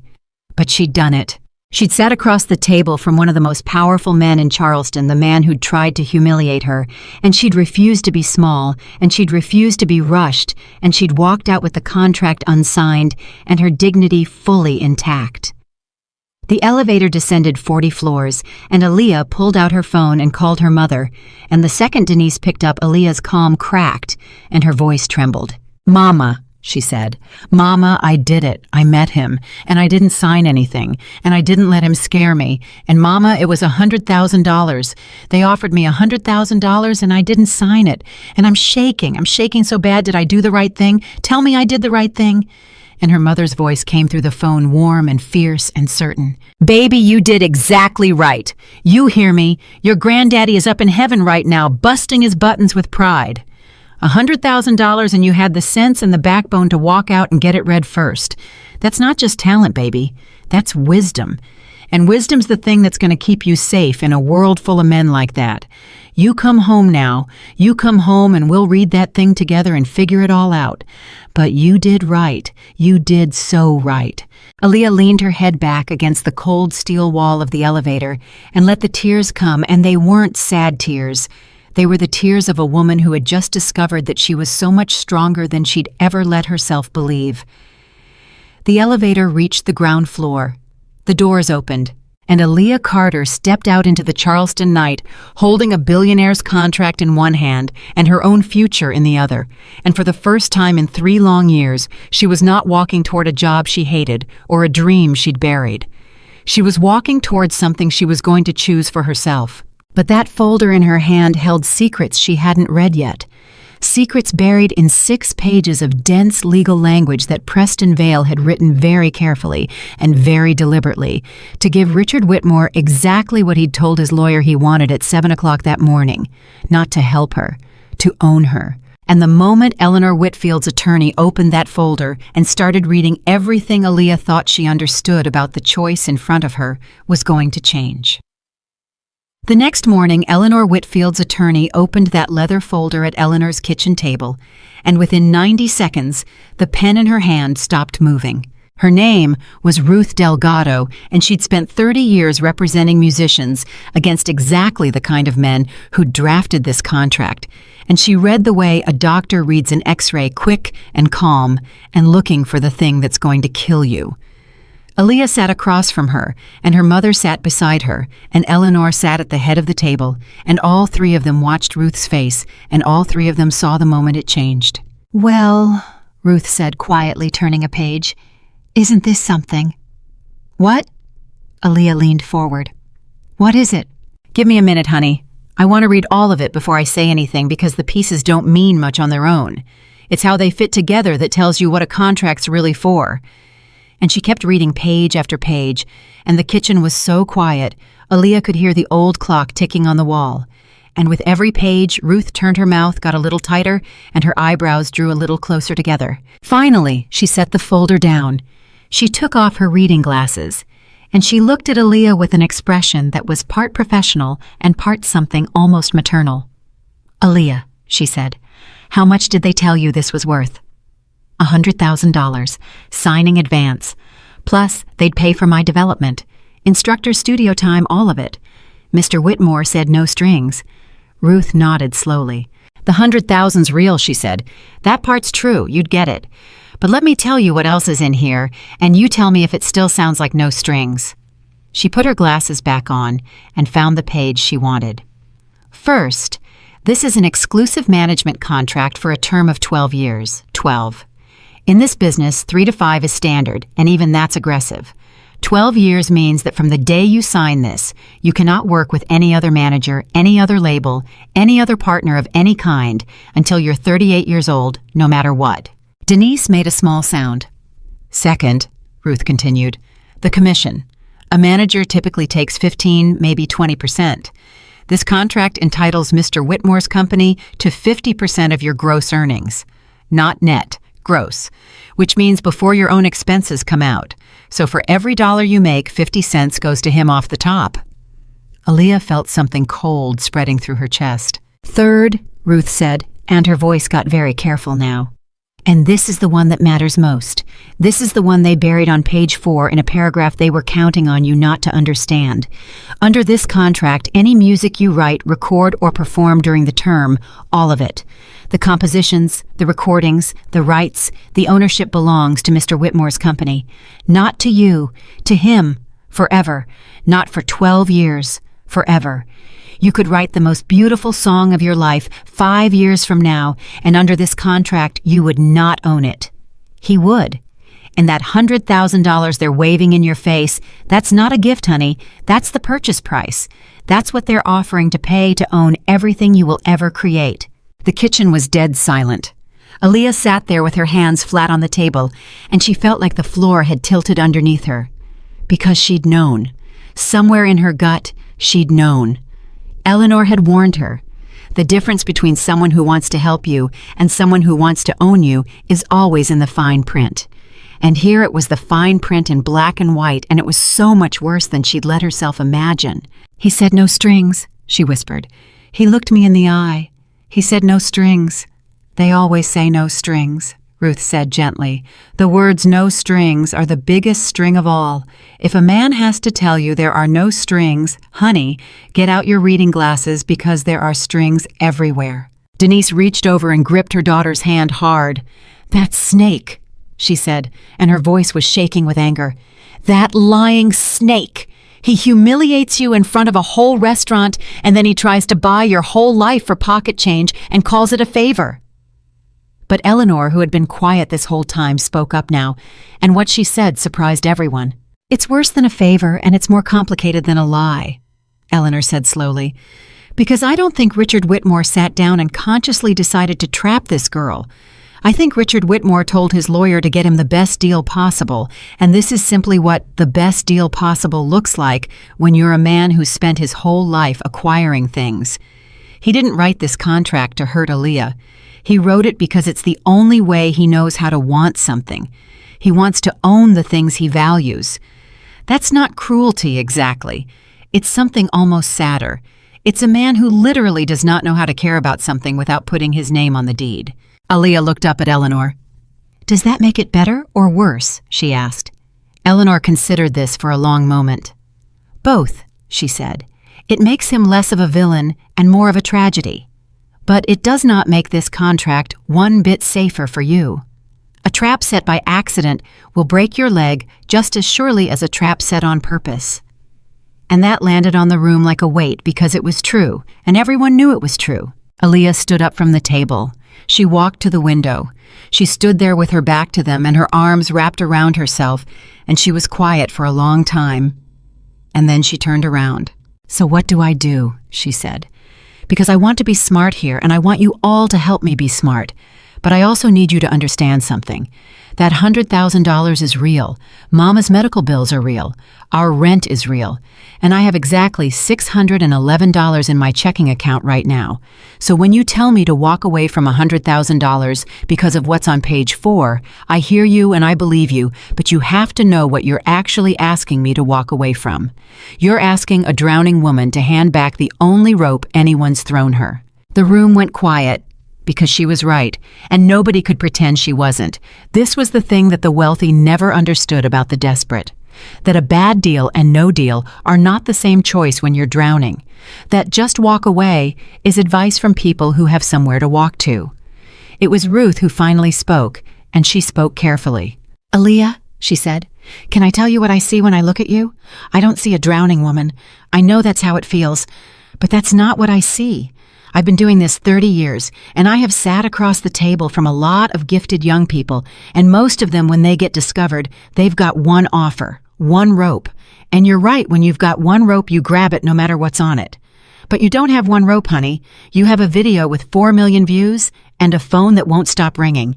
You have Eleanor Whitfield's foundation, which I promise you is real and generous and asks for nothing but the joy of watching you become who you're meant to be. And you have talent that comes along once in a generation. You are not drowning. You just spent so many years drowning that you can't yet tell the difference between the ocean and dry land. But you're standing on dry land right now, Aaliyah. You just don't believe it yet." And that broke something open in Aaliyah, because it was exactly true. She had spent so long drowning that she'd forgotten what solid ground felt like. She'd walked into that penthouse braced to be desperate, and the desperation had made Richard's $100,000 look like salvation, when the truth was that she had options, now real options, more options than she'd ever had in her whole life. And the very worst thing she could do was make a decision out of a fear that no longer matched her actual situation. She sat back down at the table. "Okay," she said, and her voice was steadier now. "Okay. Tell me about your offer, Eleanor. The foundation. Tell me the real numbers. Because I hear you all saying it's generous, but I need to compare it to $100,000 in my hand, and I need to understand what I'd actually be choosing." And Eleanor smiled, because this was exactly the right question. This was Aaliyah thinking clearly instead of thinking scared. "The foundation," Eleanor said, "does not give you a $100,000 signing bonus. I won't pretend it does. What it gives you is this: a living stipend paid monthly enough to cover your rent and your mother's care and your groceries, so that you never again have to choose between your gift and your survival. That's about $4,000 a month for as long as you're in the program, which is typically 3 years. It gives you the finest instruction money can buy at no cost to you. It gives you introductions to conductors and producers and concert halls, real ones, people who've been waiting their whole careers to discover someone like you. And here's the part that matters most." She leaned forward. "It takes nothing, not a percentage, not a right, not a note of your music. When you write a song, it's yours. When you record an album, you own it. When you walk out of this program in 3 years, you owe the foundation exactly nothing, because the foundation exists to give, not to take. My brother built it that way on purpose, because he watched too many gifted people get eaten alive by men exactly like Richard Whitmore, and he wanted there to be one place in this world where a poor kid with a gift could get help without getting robbed. Aaliyah listened to all of it, and she did the math in her head. $4,000 a month for 3 years. That was $144,000 over the life of the program, more than Richard's advance spread out, plus free instruction worth God knew how much more, plus she kept everything she made, and everything she wrote, and everything she was. It wasn't even close. The only thing Richard's offer had going for it was the shape of it. The lump sum, the $100,000 all at once right now today that could make the drowning stop this very afternoon. And Aaliyah understood sitting there that Richard had designed it exactly that way on purpose, because a desperate person doesn't do the 3-year math. A desperate person sees the lump sum and grabs it. The lump sum was the bait, and the 12-year term, and the 50%, and the ownership of her soul forever was the hook, and the whole thing only worked if she was too scared and too drowning to slow down and count. He was betting on my fear, she said quietly, half to herself. The whole offer, the car, the tower, the lawyer telling me it wouldn't last the $100,000. He built the whole thing to hit me right where I was most afraid, so I'd sign before I could think. Yes, Eleanor said simply. He did. Aaliyah nodded slowly, and then something shifted in her face, and it wasn't hurt anymore. It was resolve. Then here's what I'm going to do, she said. And I need all of you to back me on this because it's going to sound crazy. I'm not just going to turn down Richard's offer. I'm going to go back to that tower, and I'm going to sit across from him, and I'm going to tell him exactly what's in his own contract to his face, and I'm going to make him look me in the eye and admit what he tried to do. Because he called me sweetheart, and he pointed at my chest, and he tried to buy my whole future for pocket change, and I am done. I am so done letting men like that decide what I'm worth. He's going to hear it from me, and then I'm going to walk out and sign with Eleanor. But I am not going to slink away quietly and let him tell himself I just wasn't smart enough to understand the offer. He's going to know exactly why I said no. The 3 women stared at her, and then Ruth Delgado started to laugh, a warm, delighted, disbelieving laugh, and she said, "Oh, honey, 30 years I've been waiting for a client to say that. 30 years. You go do that, and I'm coming with you." 2 days later, Aaliyah walked back into Richard Whitmore's penthouse office. But this time, she wasn't alone. This time, Ruth Delgado walked in beside her briefcase in hand, 30 years of fighting men like Richard in every line of her face. And Richard, who'd been expecting a grateful young woman with a signed contract, stood up from behind his desk and understood the moment he saw the lawyer that things had not gone the way he'd planned. "Ms. Carter," he said carefully, "and you've brought counsel. I see." "I have," Aaliyah said. "This is Ruth Delgado. She read your contract, all of it, including page 4. Something flickered across Richard's face at the words, page 4, just for a second. But Aaliyah caught it, and so did Ruth. And that flicker told them both everything, because an innocent man doesn't flinch at the mention of a page number. He knew exactly what was on page 4. Of course he did. He'd approved it. Preston Vale appeared from the side room, and his oily smile faltered when he saw Ruth. Because Ruth Delgado had a reputation. And the reputation was that she'd made a career out of destroying contracts exactly like the one he'd written. "Ruth," Preston said stiffly, "I wasn't aware you'd be joining us." "I bet you weren't, Preston," Ruth said pleasantly. "How's the family?" Richard gestured for everyone to sit, and this time the power in the room had shifted, and everybody in it could feel it. This was no longer 2 powerful men and 1 scared girl.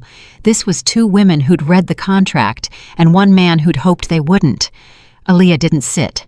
She stayed standing, and she looked down at Richard Whitmore, and she said what she'd come to say. "Mr. Whitmore, I'm going to tell you what's in the contract you handed me, and I want you to correct me if I'm wrong. 12-year term. That's right, isn't it?" Richard was quiet. 50% of my gross, not net. Gross. That's right too, isn't it? Richard's jaw tightened. "And ownership," Aaliyah said. and her voice didn't shake at all, "of every piece of music I ever write or record or perform, not for 12 years, forever." That's on page 4. In a paragraph you buried in language, you were counting on me being too poor and too desperate and too uneducated to understand. Tell me I'm wrong, Mr. Whitmore. Look me in the eye and tell me that's not what your contract says. The office was silent. And Richard Whitmore, $400 million buildings on 3 continents, sat behind his enormous desk and would not look her in the eye. He looked at his hands. He looked at the window. He looked at Preston, who had suddenly become very interested in the carpet. "It's a standard development contract," Richard finally said, and even he seemed to hear how weak it sounded coming out of his mouth. "No," Aaliyah said. "It isn't. Ms. Delgado's been doing this 30 years, and she says the standard is 3 to 5 years and 15%, and you keep your own music. Yours is 12 years and 50%, and I keep nothing. So don't tell me it's standard. It's not standard. It's a cage. And you knew it was a cage when you handed it to me and told me there were no strings." And now finally, Richard looked up at her, and there was something raw in his face, something almost like being caught by a person whose opinion you'd started against your own will to care about. "Aaliyah," he said, and it was the first time he'd used her first name. "I told Preston to get me the best possible deal. That's all I did. I didn't sit down and write those numbers to hurt you. I told my lawyer to protect my investment, and this is what protecting an investment looks like. I've done 100 deals this way, 1,000. I didn't even think about it. You just did to me what you do to everyone," Aaliyah finished for him. "You saw something valuable, and you tried to own it. That's the whole thing, isn't it? That's what Eleanor said you'd do, and she was right. You don't know how to care about something without putting your name on the deed." Richard flinched at that, because it hit somewhere true. "Who's Eleanor?" he asked. "Eleanor Whitfield," Aaliyah said. "She runs a foundation. She was in the restaurant that night. She heard me play, same as you did. And you know what she did the next morning, Mr. Whitmore? She offered me more money than you did, spread out over 3 years, plus the best instruction in the country, plus every introduction I could ever need. And she asked for nothing in return, not a percentage, not a right, not one single note of my music, because she actually loves music, and she actually wanted to help me.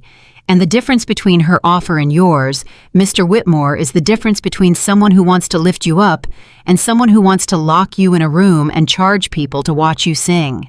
The comparison landed like a slap, and Richard felt every inch of it. Because here was a woman, an old music teacher with a fraction of his fortune, who had looked at the exact same talent he'd looked at, and her first instinct had been to give, and his first instinct had been to take. And that contrast laid out loud in his own office in front of his own lawyer was maybe the most damning thing anyone had ever said to Richard Whitmore in his life. He was quiet for a long, long moment. "So you're here to say no," he finally said. "I'm here to say no to your face," Aaliyah said. "Because you didn't say no to my face. You put it on page 4 and hoped I wouldn't read it. I'm not going to do that to you. I'm going to look you in the eye and tell you exactly why. The answer is no, Mr. Whitmore. It's no because your contract is a cage. It's no because you tried to trap me. And it's no because 2 nights ago you snapped your fingers at me in a restaurant and pointed at my chest like I was a dog. And even now, even after everything, even after you say you're sorry when you got the chance to actually do right by me, you tried to own me instead. So no. The answer is no, and I wanted you to hear it from me." And she turned to go. But Richard Whitmore said something then that stopped her at the door, and it was not what anyone in that room expected. "You're right." Aaliyah turned back. Richard was standing now behind his desk, and his face had changed. The dealmaker was gone. The smooth register was gone. What was left was something much smaller and much more human and much more lost. "You're right about all of it," he said. "The contract's a cage. I knew it and I handed it to you anyway, and I called it a gift, and that's exactly the kind of thing I've been doing my whole life, and I never once stopped to think about it because it always worked. Because the people across the table from me were always too scared or too grateful or too broke to fight back. And then you walked in here with a lawyer and you made me look at it, and I don't like what I'm looking at." Preston shifted uncomfortably. "Rich, maybe we shouldn't—" "Be quiet, Preston," Richard said without heat, without even looking at him. He kept his eyes on Aaliyah. 2 nights ago, I couldn't sleep because I heard you play, and I told myself it was because I'd found something valuable. But that wasn't it. Or it wasn't all of it.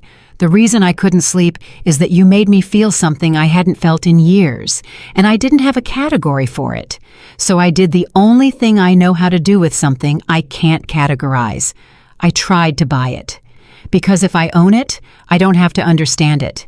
And that's my God when you say it out loud. That's a pathetic way to live, isn't it? Nobody answered him.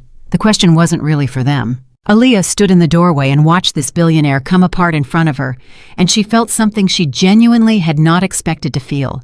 She felt sorry for him. Not enough to sign his contract, not enough to trust him, but enough to see for the first time that Eleanor had been right about the deepest thing, that this was less a villain than a tragedy. A man who had gotten everything he'd ever wanted and had somehow along the way forgotten how to want anything the right way. "Mr. Whitmore," she said, and her voice was softer now. "I'm going to say something to you, and I mean it kindly, even though it might not sound kind. You don't have a talent problem. You've got money, you've got power, you've got everything. What you've got is a heart problem.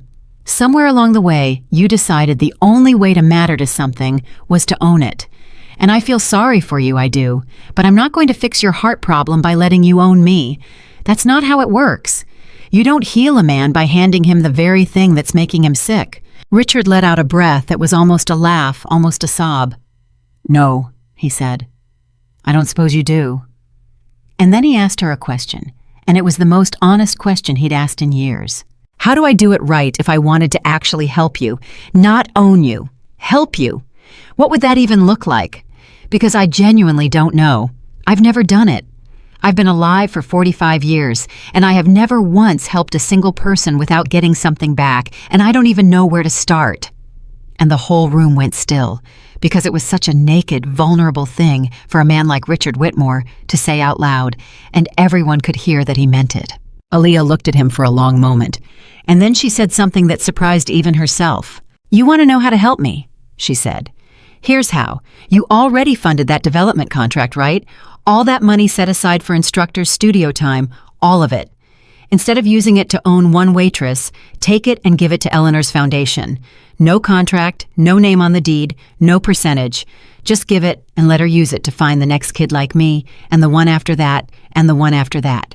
There's 100 Aaliyahs out there right now carrying plates and burying their gift in a drawer because nobody ever asked them what they could do. You want to help me help them, and do it without needing a single one of them to owe you anything. That's how you do it right, Mr. Whitmore. You give and you walk away, and you let it not be about you for once in your life." The office was silent. Preston Vale was staring at Aaliyah like she'd lost her mind, because who tells a billionaire to give his money away and expect nothing? But Richard Whitmore was not looking at Aaliyah like she'd lost her mind. Richard Whitmore was looking at her like she'd just handed him something he'd been missing for 45 years and hadn't been able to name. "Give it away," he repeated slowly, "and walk away, and let it not be about me." "That's right," Aaliyah said. Richard was quiet for a long time. And then very slowly, he sat back down in his chair and he looked at the city, out his window, all those buildings, so many of them with his name on them, and something moved across his face that Aaliyah couldn't quite read. "I need to think about that," he said quietly. I'm not saying yes. I want to be honest with you because you've been honest with me. Something in me is fighting it. Something in me is already thinking about the tax write-off and the press it'd get and how it'd look, and I hate that that's where my mind goes. But it does. It goes there automatically, and I don't know if I can shut that part off. So I'm not going to stand here and make you a promise I might not keep, but I'm going to think about it. And that's more than I've done with anything anybody said to me in a very long time. And Aaliyah nodded because that strangely was more honest than a promise would have been. "That's fair," she said. "Think about it.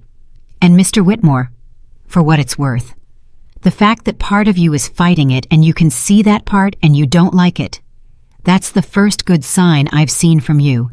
Most men never even notice the ugly part. You noticed, so maybe there's hope for you yet." She turned to go again, and this time she made it almost to the elevator before Richard spoke one last time. "Aaliyah," she stopped, "whatever I decide about the foundation, I want you to know something. You were the best musician I've ever heard, and I tried to cage you, and you didn't let me. And someday when you're playing in concert halls all over the world, and you will be, I hope you remember that the day you refused to let me own you was the day you proved to yourself that nobody ever could. That was worth more than $100,000. You just didn't sell it to me. Good. Don't ever sell it to anybody. And Aaliyah, standing at the elevator, felt her throat tighten, because it was the first genuinely generous thing the man had said, the first thing that asked for nothing back, and maybe that was the real first good sign, more than all his talk. "Thank you, Mr. Whitmore," she said quietly, and she meant it. And she stepped into the elevator, and the doors closed, and she rode down 40 floors with Ruth Delgado beside her. And about halfway down, Ruth said, "Honey, in 30 years, I have never once seen a man like that get talked to like that and take it. You didn't just refuse his contract. I think you might have cracked something open in him. I've been trying to crack men like that open my whole career with lawsuits and never managed it. And you did it in 10 minutes with the truth." Aaliyah leaned against the wall of the elevator and closed her eyes. "I don't know if I cracked anything," she said. "He might walk right back to being exactly who he was the second we're gone." "He might," Ruth agreed. "People usually do, but some people don't. And you gave him the chance to be one of the ones who don't. That's all any of us can do, honey. We can't make people change. We can just leave the door open and walk out and let them decide whether to follow. And you left that door wide open." The elevator reached the ground floor, and Aaliyah Carter stepped out of Richard Whitmore's tower for the second time. And this time she wasn't holding a contract, and she wasn't shaking, and she wasn't drowning. She was free. She'd walked into the lion's den, and she'd told the lion the truth, and she'd walked back out with her music still her own, and her future still in her own two hands. And that night she went home and signed Eleanor Whitfield's foundation agreement at the kitchen table. 3 pages, no percentage, no term, no cage. And she read every single word before she signed it, and Ruth confirmed every single word. And when she finally put her name on that last line, her mother started crying, and Eleanor started crying, and even Ruth's eyes got wet, because it was done. It was real. The drawer was open, and it was never closing again. But as Aaliyah lay in bed that night, she found herself thinking not about the foundation and not about her future, but about a lonely billionaire sitting in a glass tower 40 floors above the city, staring at all the buildings with his name on them, trying to figure out for the first time in his life how to give something away and let it not be about him. And she found herself against all reason hoping he'd figure it out, because she'd meant what she said. There were 100 Aaliyahs out there, 100 kids carrying plates with a gift buried in a drawer. And if a broken, arrogant, lonely billionaire could learn even a little, even late, how to open a door instead of building a cage, then some of those kids might get the chance she almost didn't get.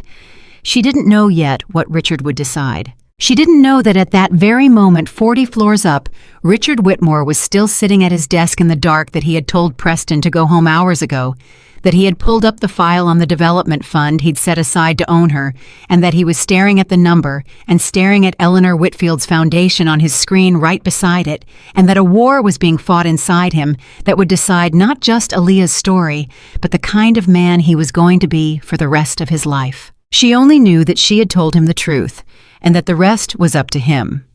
Richard Whitmore did not figure it out that night. He sat at his desk in the dark until nearly 4 a.m, the development fund number glowing on one side of his screen and Eleanor Whitfield's foundation glowing on the other, and every time he moved the cursor toward that donate button, some old and powerful voice in the back of his skull grabbed his hand and said, "Wait, what do you get out of this? Where's the upside? Who's going to know?" And he'd pull his hand back, and he'd sit there hating that voice, and unable to silence it, and finally exhausted, he'd closed the laptop and gone to bed and slept for 3 hours, and gotten up and gone back to being Richard Whitmore. Because Ruth had been right. People usually do go back to being exactly who they were. The next 2 weeks, Aaliyah heard nothing from him, and she told herself it was fine that she'd said her piece, and left the door open, and the rest was his to carry. But a part of her kept checking her phone, kept wondering, kept hoping. And every day the silence stretched longer, the more she made her peace with the answer being no. He'd think about it. He'd talk himself out of it. He'd write a check to some charity gala for the tax break and the photograph and call it good enough. That was who he was. She'd known that going in. Meanwhile, her own life was moving faster than she could catch her breath. The foundation moved quickly. Within days, Eleanor had arranged for Aaliyah to begin studying with a retired concert pianist named Joseph Brandt, a stern, brilliant, white-haired German who'd played the great halls of Europe before arthritis took his hands, and who now taught only a handful of students, and only ones he chose. Eleanor had sent him the video, and Joseph, who had not taken a new student in 6 years, had watched it twice and called Eleanor back and said in his thick accent, "Bring her to me, immediately, before the world ruins her." Aaliyah's first lesson with Joseph Brandt nearly broke her. Because Joseph did not care about the video. Joseph did not care about the 4 million views or the billionaire or the standing ovation. Joseph sat her down at his piano and had her play, and 30 seconds in he stopped her, and he said, "No, stop. You are playing to be loved. I can hear it. You are playing so the room will clap. This is a disease. We must cut it out of you." And Aaliyah, who had been praised by everyone for 2 weeks straight, sat there stunned as this old man tore her playing apart, piece by piece, not cruelly, but relentlessly, showing her every lazy habit, every place she leaned on feeling, instead of craft, every corner she'd been cutting her whole self-taught life without even knowing it. She went home from that first lesson and cried, and then she went back the next day. And the next. Because somewhere underneath the sting, she understood that Joseph Brandt was the first person in her entire life who was taking her seriously enough to tell her the truth. Everyone else had told her she was a miracle. Joseph was telling her she was raw material, and raw material was better because raw material could become something. A miracle was just a lucky accident. Joseph didn't believe in accidents. He believed in 10,000 hours, and he was going to give her every one of them. "You have the gift," he told her at the end of the second week, the closest thing to praise she'd get from him for months. The gift anyone can see. A child can see it. But the gift is nothing. The gift is only a door. What matters is whether you have the discipline to walk through it every single day for the rest of your life, especially the days when no one is clapping. Most gifted people cannot. They are addicted to the clapping. Are you addicted to the clapping, Aaliyah Carter? And Aaliyah thought about it honestly, and she said, "I don't know yet." And Joseph nodded satisfied, because it was the right answer. "Good. A liar would have said no. We will find out together." Her mother, meanwhile, was getting better. Not because of any miracle, but because of the simplest thing in the world. Money. The foundation stipend meant Denise could finally see the specialist she'd been putting off for 2 years, could finally afford the medication at the right dose, instead of splitting pills to stretch them, could finally rest, instead of worrying herself sick over every bill. And within a month, the color was coming back into her face, and she was humming again in the kitchen, that old melody Aaliyah remembered from before everything got hard, and Aaliyah would stand in the hallway and listen to her mother hum and have to press her hand over her own mouth to keep from breaking down because she had spent so many years terrified of losing this woman, and now finally she was watching her come back to life. "You did this, baby," Denise told her one evening, catching Aaliyah listening from the hall. "You know that all those years you carried us, all those years you buried your gift so I could keep breathing, and now your gift is the very thing that's saving us both. Your granddaddy would say, that's God. That's God turning the thing you sacrificed into the thing that redeems you. He always said the Lord works like that, takes what you gave up and hands it back to you multiplied." And Aaliyah held her mother and thought that maybe her granddaddy had been right about that, the way he'd been right about so much. But not everything was rising. Because here is the thing that nobody tells you about going from invisible to seen. When you were invisible, nobody envied you. The moment you become seen, some of the people closest to you start doing math they never did before, comparing your sudden fortune to their own unchanged lives, and it curdles something in them, and they can't always help it. Aaliyah had a cousin named Denise's sister's boy, a young man named Marcus, not the Marcus from Richard's Table, a different Marcus, her cousin Marcus, who'd grown up alongside her closer than a brother, and who had watched the video and called her that first week bursting with pride. But by week 3, the calls had changed.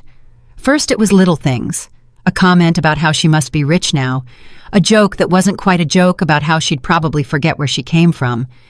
And then one evening it stopped being subtle. "So this foundation?" Marcus said on the phone, and there was an edge in his voice she'd never heard before. "They just giving you $4,000 a month for playing piano." "For studying, Marcus.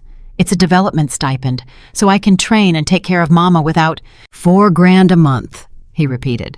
"Man, must be nice.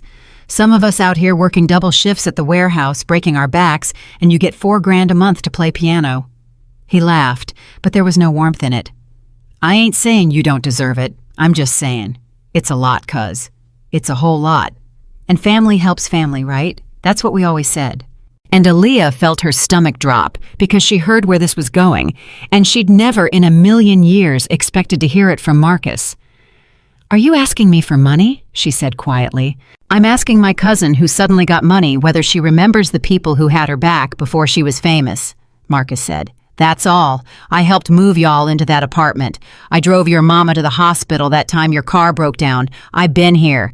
And now you got all this, and I'm asking, is family gonna share, or is it gonna be like that?" And there it was, the other side of the coin, the side nobody warns you about, that the very same success that saves you can turn the people you love into strangers, can make love start keeping a ledger, can make the person who drove your mama to the hospital start acting like that ride was a loan he's calling in. Aaliyah closed her eyes. "Marcus," she said, "I love you, and I will never forget that ride to the hospital or any of it. But I need you to hear me. That money isn't extra. It's not spending money. Every dollar of it is Mama's medicine and our rent and my training. There's nothing left over. And even if there was, I can't start handing it out, because the second I do, it's not a stipend anymore. It's an ATM, and it'll be gone in a month, and Mama's medicine with it. I can't do that. Not even for you. Especially not for you, because I love you too much to lie to you about what I can afford." There was a long silence on the phone.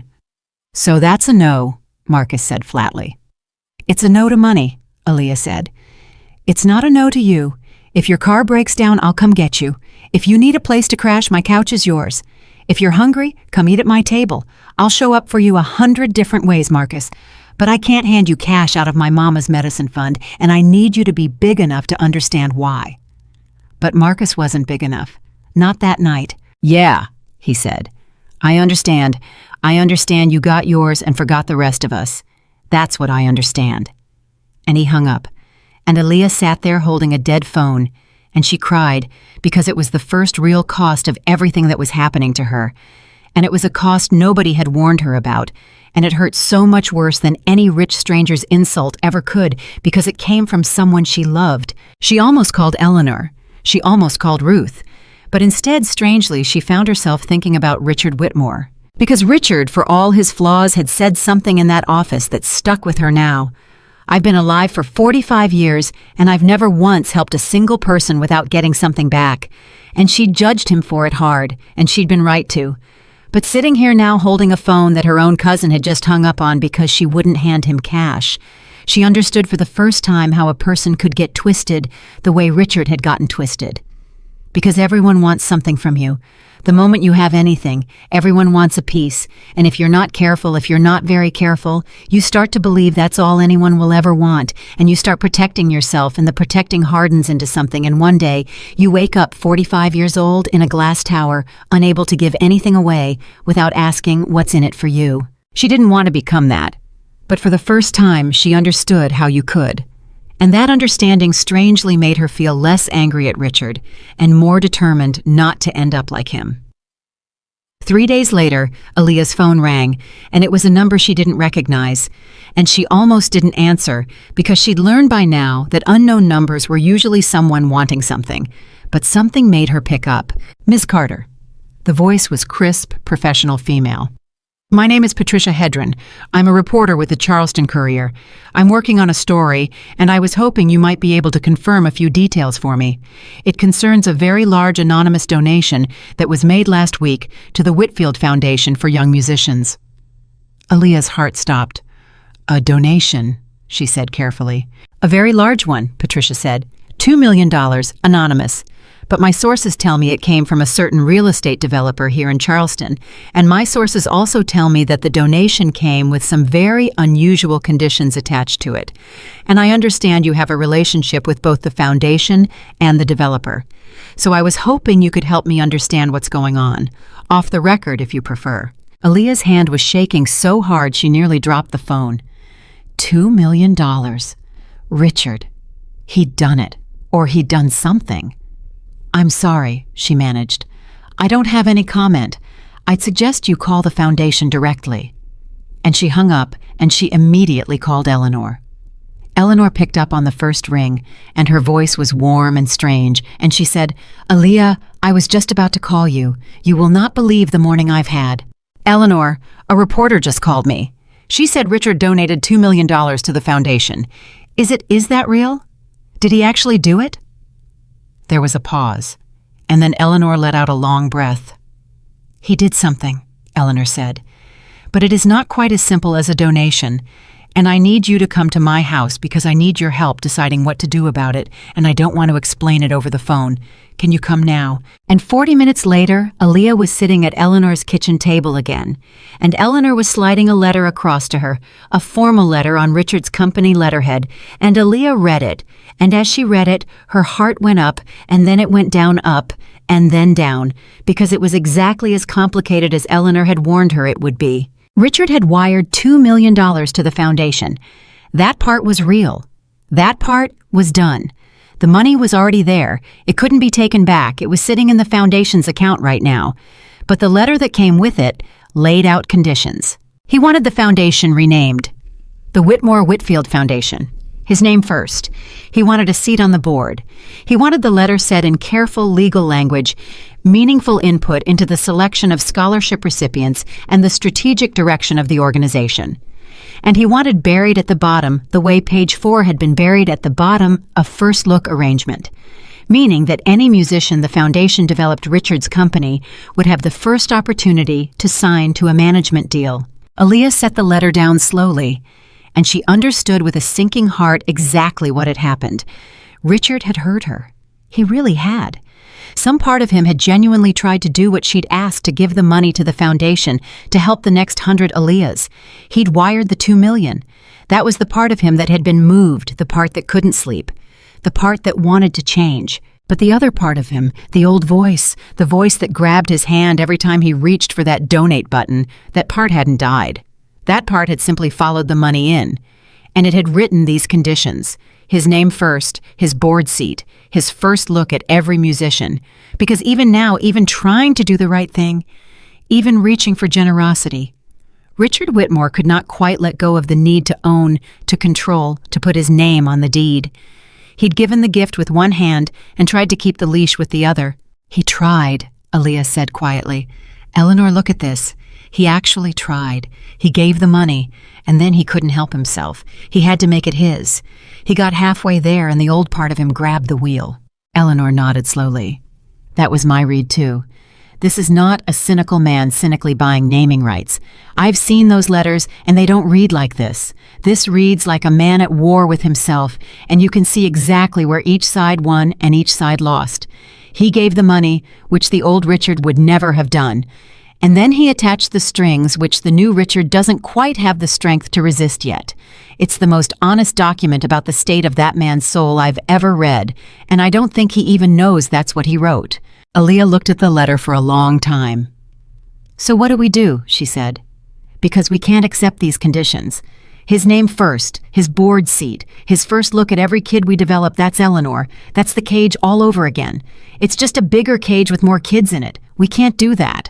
"No," Eleanor agreed. "We can't. Ruth already read it, and she says the same thing. The first look clause alone would turn this whole foundation into a feeder system for his management company. Every child we save from a cage, we'd be handing straight to him. It would undo the entire reason my brother built this thing." "But we can't give the money back either," Aaliyah said slowly, thinking out loud. $2 million. Do you know how many kids that saves, how many Aaliyahs that funds, if we throw it back in his face over the conditions? We're not punishing Richard, we're punishing 100 kids who never did anything to anybody. Every kid we don't fund because of his ego is a kid who ends up carrying plates with their gift buried in a drawer. Eleanor looked at her, and there was something like pride in her eyes. That, she said, is exactly the trap and exactly the question, and you saw it immediately. Reject his money and we keep our integrity, but lose 100 children. Accept his conditions and we save the children, but become the very thing we exist to fight. He's put us in a box, probably without even meaning to. So the question is there a third door? Because there's always a third door if you're clever enough to find it. And I've been sitting here all morning trying to find it, and I'm too old and too tired, and I thought maybe you, with your fresh eyes and your unbelievable nerve, might see the door I can't. And Aaliyah sat there at that kitchen table, and she thought about it. And she thought about Richard sitting alone in his tower at 4 a.m. fighting himself. And she thought about the difference between the gift and the leash. And slowly, an idea began to form. What if, she said slowly, we don't reject him, and we don't accept his conditions either? What if we make him a counteroffer? What if I go back to that tower one more time and I sit across from him and I tell him the truth again, the way I did before, that he did a good thing and then ruined it with the conditions? And I give him a choice. He can have his gift be a real gift. No name, no board seat, no first look, nothing, just $2 million that saves 100 kids and asks for nothing back. Or he can have his conditions, and we give the money back every penny, and he can go put his name on a building instead. But he can't have both. He can't have the gift and the leash. He has to choose which one he actually wants, and whichever he chooses will tell him and tell everybody which Richard Whitmore actually won the war. Eleanor stared at her, and then a slow smile spread across the old woman's face. "That's the third door," she said softly. "That's it. You don't reject him, and you don't accept him. You hand the choice back to him cleanly, and you force him to look at his own soul and pick a side. My God, child, you should have been a diplomat or a general." "I learned it from him, actually," Aaliyah said. "First time I was in that office. I told him if his offer was real, it'd survive a lawyer reading it. And if it couldn't survive a lawyer reading it, it was never an offer, it was a trap. Same thing here. If his gift is real, it'll survive losing the conditions. And if it can't survive losing the conditions, then it was never a gift. It was a purchase. And he needs to know which one it is, maybe more than we do." So 4 days later, for the third time, Aaliyah Carter rode the elevator up 40 floors to Richard Whitmore's penthouse office. But this time was different from the first two, and everyone could feel it the moment the doors opened. This time, Richard was waiting for her alone. No Preston, no lawyer, no leather folder, just the man himself standing by the window. And when he turned around, he looked older than she remembered, and tired, and something else, something she hadn't seen in him before. He looked like a man who was hoping. "You read my letter," he said. "I read it," Aaliyah said, "and Eleanor read it, and Ruth read it, and I'm going to tell you what we all saw in it, and I need you to just listen all the way through before you say anything. Can you do that?" Richard nodded slowly. "I can do that." And Aaliyah told him. She told him that she saw a man who had actually tried, that she saw the $2 million and understood what it cost him, not the money. The money was nothing to him, but the letting go, that she saw how hard it had been for him to reach for that donate button, and that she was honestly proud of him for it. And she watched something flicker in his face when she said the word proud, like it was a word nobody had said to him in a very long time. And then she told him about the strings. His name first, his board seat, his first look at every child. And she told him what those strings did, that they took a gift and turned it back into a cage. A bigger cage, a cage with 100 kids in it instead of one. She told him that the first look clause alone would turn the whole foundation into a feeder system for his own company, that every child they saved from a cage they'd be handing right back to him. She told him he'd gotten halfway to something beautiful, and then the old part of him had grabbed the wheel. "And here's the thing, Mr. Whitmore," she said. "I don't think you did it on purpose.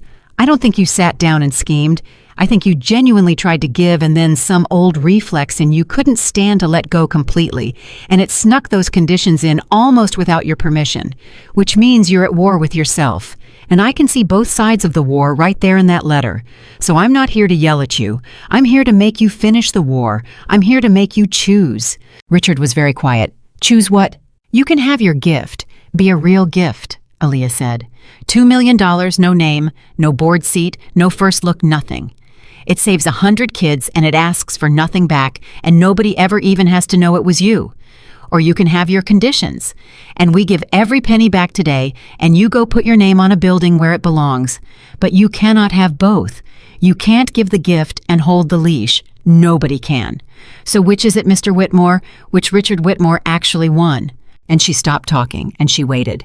And the silence in that office stretched out, and Richard Whitmore stood by his window, 40 floors above the city, with all his buildings spread out below him, every one of them with his name on it, and he looked at all those names, all that proof that he had existed and mattered and owned things, and then he looked at this young woman standing in his office who owned nothing and had somehow become the most powerful person in every room she walked into. "You know what the terrible thing is?" he finally said, and his voice was rough. "The terrible thing is that I know sitting here right now that the version where nobody ever knows it was me, the anonymous one, the real gift, I know that one is worth more than everything I've ever done with my name on it. I know it. I can feel it. And there's still a part of me screaming that if my name's not on it, it doesn't count, it didn't happen, I didn't matter. 45 years I've been listening to that voice. And it's wrong, I know it's wrong, and I still can't quite make it shut up." "You don't have to make it shut up," Aaliyah said quietly. "You just have to not let it drive, that's all. The voice can scream all it wants. You just don't have to give it the wheel." Richard turned from the window and looked at her, and Aaliyah held her breath because she genuinely did not know what he was going to say, and everything, the foundation, the 100 kids, the kind of man Richard was going to be for the rest of his life, all of it hung on the next words out of his mouth. "Take the strings off," Richard said. Aaliyah's heart leapt. "All of them," he continued, and his voice got steadier as he said it, like a man wading into cold water and finding he could stand.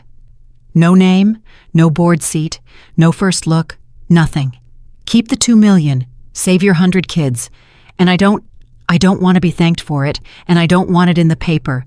And if that reporter calls you again, you tell her you don't know anything about it, because the second it's got my name on it, it goes back to being about me, and this one time I want it to actually not be about me." He let out a shaky breath. "God, that's hard to say. That's the hardest thing I've said in 20 years. And Aaliyah, standing there, felt tears come to her eyes because she had walked into this tower 3 times, braced for a villain, and she was watching right in front of her a man choose for maybe the first time in his whole life to give something and let it not be about him. "You just won the war, Mr. Whitmore," she said softly. "The good part of you, it just won." Richard laughed, and it cracked in the middle, and he wiped his eyes with the back of his hand. This billionaire, this man who owned half the skyline, wiping his eyes in his own office. "For today," he said. "It won for today. I'm not going to pretend it's won forever. That voice will be back tomorrow screaming about the next thing. But you're right. I don't have to give it the wheel. Today I didn't give it the wheel. And maybe if I can do it today, I can do it tomorrow. And maybe the day after that." He shook his head. "You did this. You know that nobody in 45 years ever once looked me in the eye and told me the truth and then handed me the chance to do better. They just took what I offered, or they walked away and left me exactly the way they found me. You didn't do either one. You told me the truth, and then you stayed long enough to give me a door. That's all any of us can do," Aaliyah said, and she was quoting Ruth now, and she knew it. "We can't make people change. We can just leave the door open and let them decide whether to walk through it." Richard nodded slowly, and then he did something that startled her. He crossed the office, and he extended his hand, not the smooth deal-maker's handshake from the first day, but something different, something that asked for nothing. "I owe you an apology," he said. "The real one this time, not the rehearsed one. That night in the restaurant, I looked at you, and I saw nobody I could use for a laugh. And you turned out to be the person who taught me the most important thing anybody's ever taught me. So I'm sorry, and thank you, and I mean both of those with everything I've got." Aaliyah looked at his outstretched hand, and she took it. And she shook it firmly, looking him dead in the eye, the same way she had the very first day. Except this time everything was different. This time it wasn't a waitress and a billionaire. It was just 2 people who had somehow, against every odd, changed each other. "Apology accepted, Mr. Whitmore," she said. "Richard," he said. Please, after all this, it's Richard. Apology accepted, Richard. Apology. And as she rode the elevator down 40 floors for the last time, Aaliyah Carter thought about her grandfather and the broken piano he'd fixed with his own 2 hands, and the thing he'd told her when she was 8 years old. Never let someone convince you that your gift is too small for the world. And she thought about how her gift, the gift that a rich man had tried to mock, had ended up doing something her grandfather never could have imagined. It hadn't just carried her out of that restaurant. It had reached into the coldest, loneliest, most locked-up heart in the whole city of Charleston, and it had found the one small door that was still open, and it had walked through. She didn't know yet how many kids that $2 million would save. She didn't know yet that Richard Whitmore would keep wiring money to the foundation anonymously every single year for the rest of his life, and that he would never once let his name be attached to any of it, and that it would become the private thing that slowly, quietly over years remade him into something almost like a good man. She only knew that she'd walked into that tower to force a choice, and the choice had come out right, and that 100 kids she would never meet were going to get the chance she'd almost never gotten. And that was enough. That was more than enough. The $2 million changed things faster than anyone expected. Within a month, the Whitfield Foundation had done something it had never been able to do in 20 years. It went looking. Instead of waiting for the rare gifted child to somehow stumble into their path, Eleanor used Richard's anonymous gift to hire 2 scouts, retired music teachers like herself, and she sent them out into the poorest schools and the forgotten neighborhoods across South Carolina, into the exact kind of places where a broken piano in a poor man's living room might be hiding the next Aaliyah Carter, and she told them the same thing every time. Find the kids nobody's looking at. Find the ones carrying the equivalent of plates.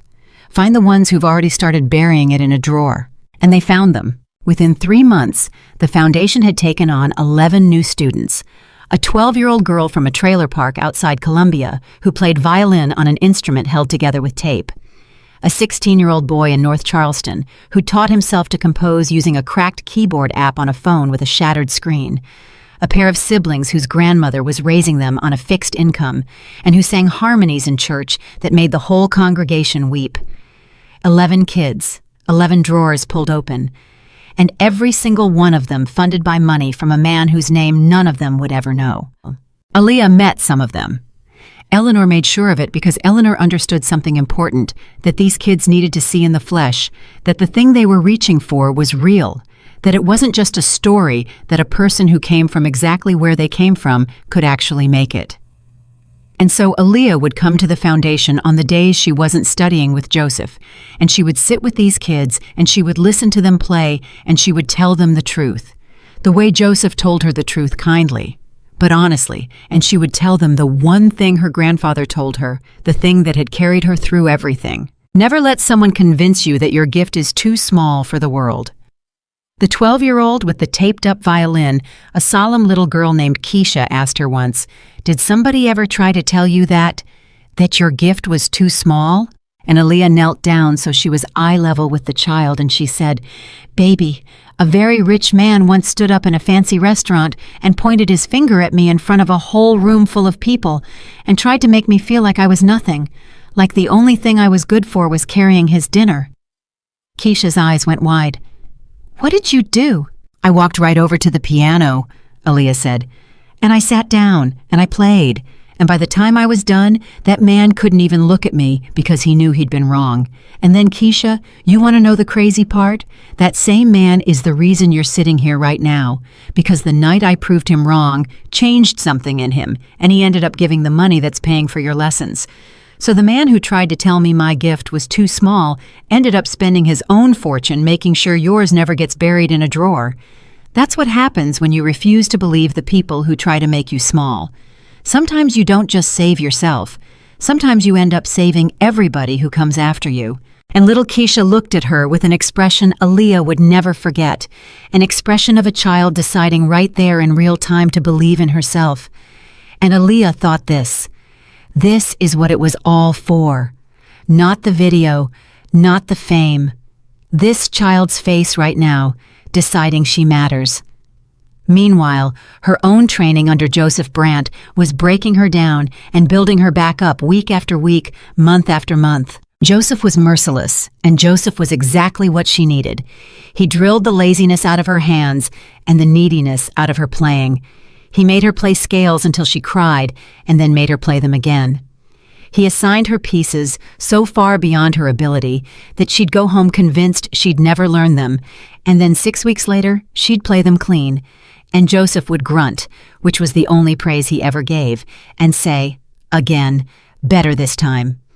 And slowly, without her even noticing it happening, Aaliyah stopped being a gifted amateur who moved rooms with feeling and started becoming something else. A real musician, a craftsman, someone whose feeling was now welded to techniques so precise that she could put an audience exactly where she wanted them, note by note on purpose. "You are almost ready," Joseph told her one afternoon about 8 months in. It was the first time he'd ever said the word ready in any form. "Ready for what?" Aaliyah asked. Joseph looked at her over his glasses. "For the thing you have been afraid of your whole life. The thing you folded up and put in a drawer. You know the one." And Aaliyah's breath caught because she did know the one. Peabody, the conservatory that had accepted her all those years ago, the one whose acceptance letter she'd folded up and buried because she couldn't afford the living expenses, the dream she'd told herself was dead. "They rejected me," she said. "I mean, they accepted me, but I couldn't go. And that was years ago. They'd never—" "You do not know what they would do," Joseph said sharply. "You are afraid so. You are deciding for them, so you don't have to risk hearing no. This is cowardice, Aaliyah, and I did not spend 8 months on a coward. You will audition, not as the girl from the video, not as the waitress, as a musician, my student. And if they say no, then they are fools, and we will find another door.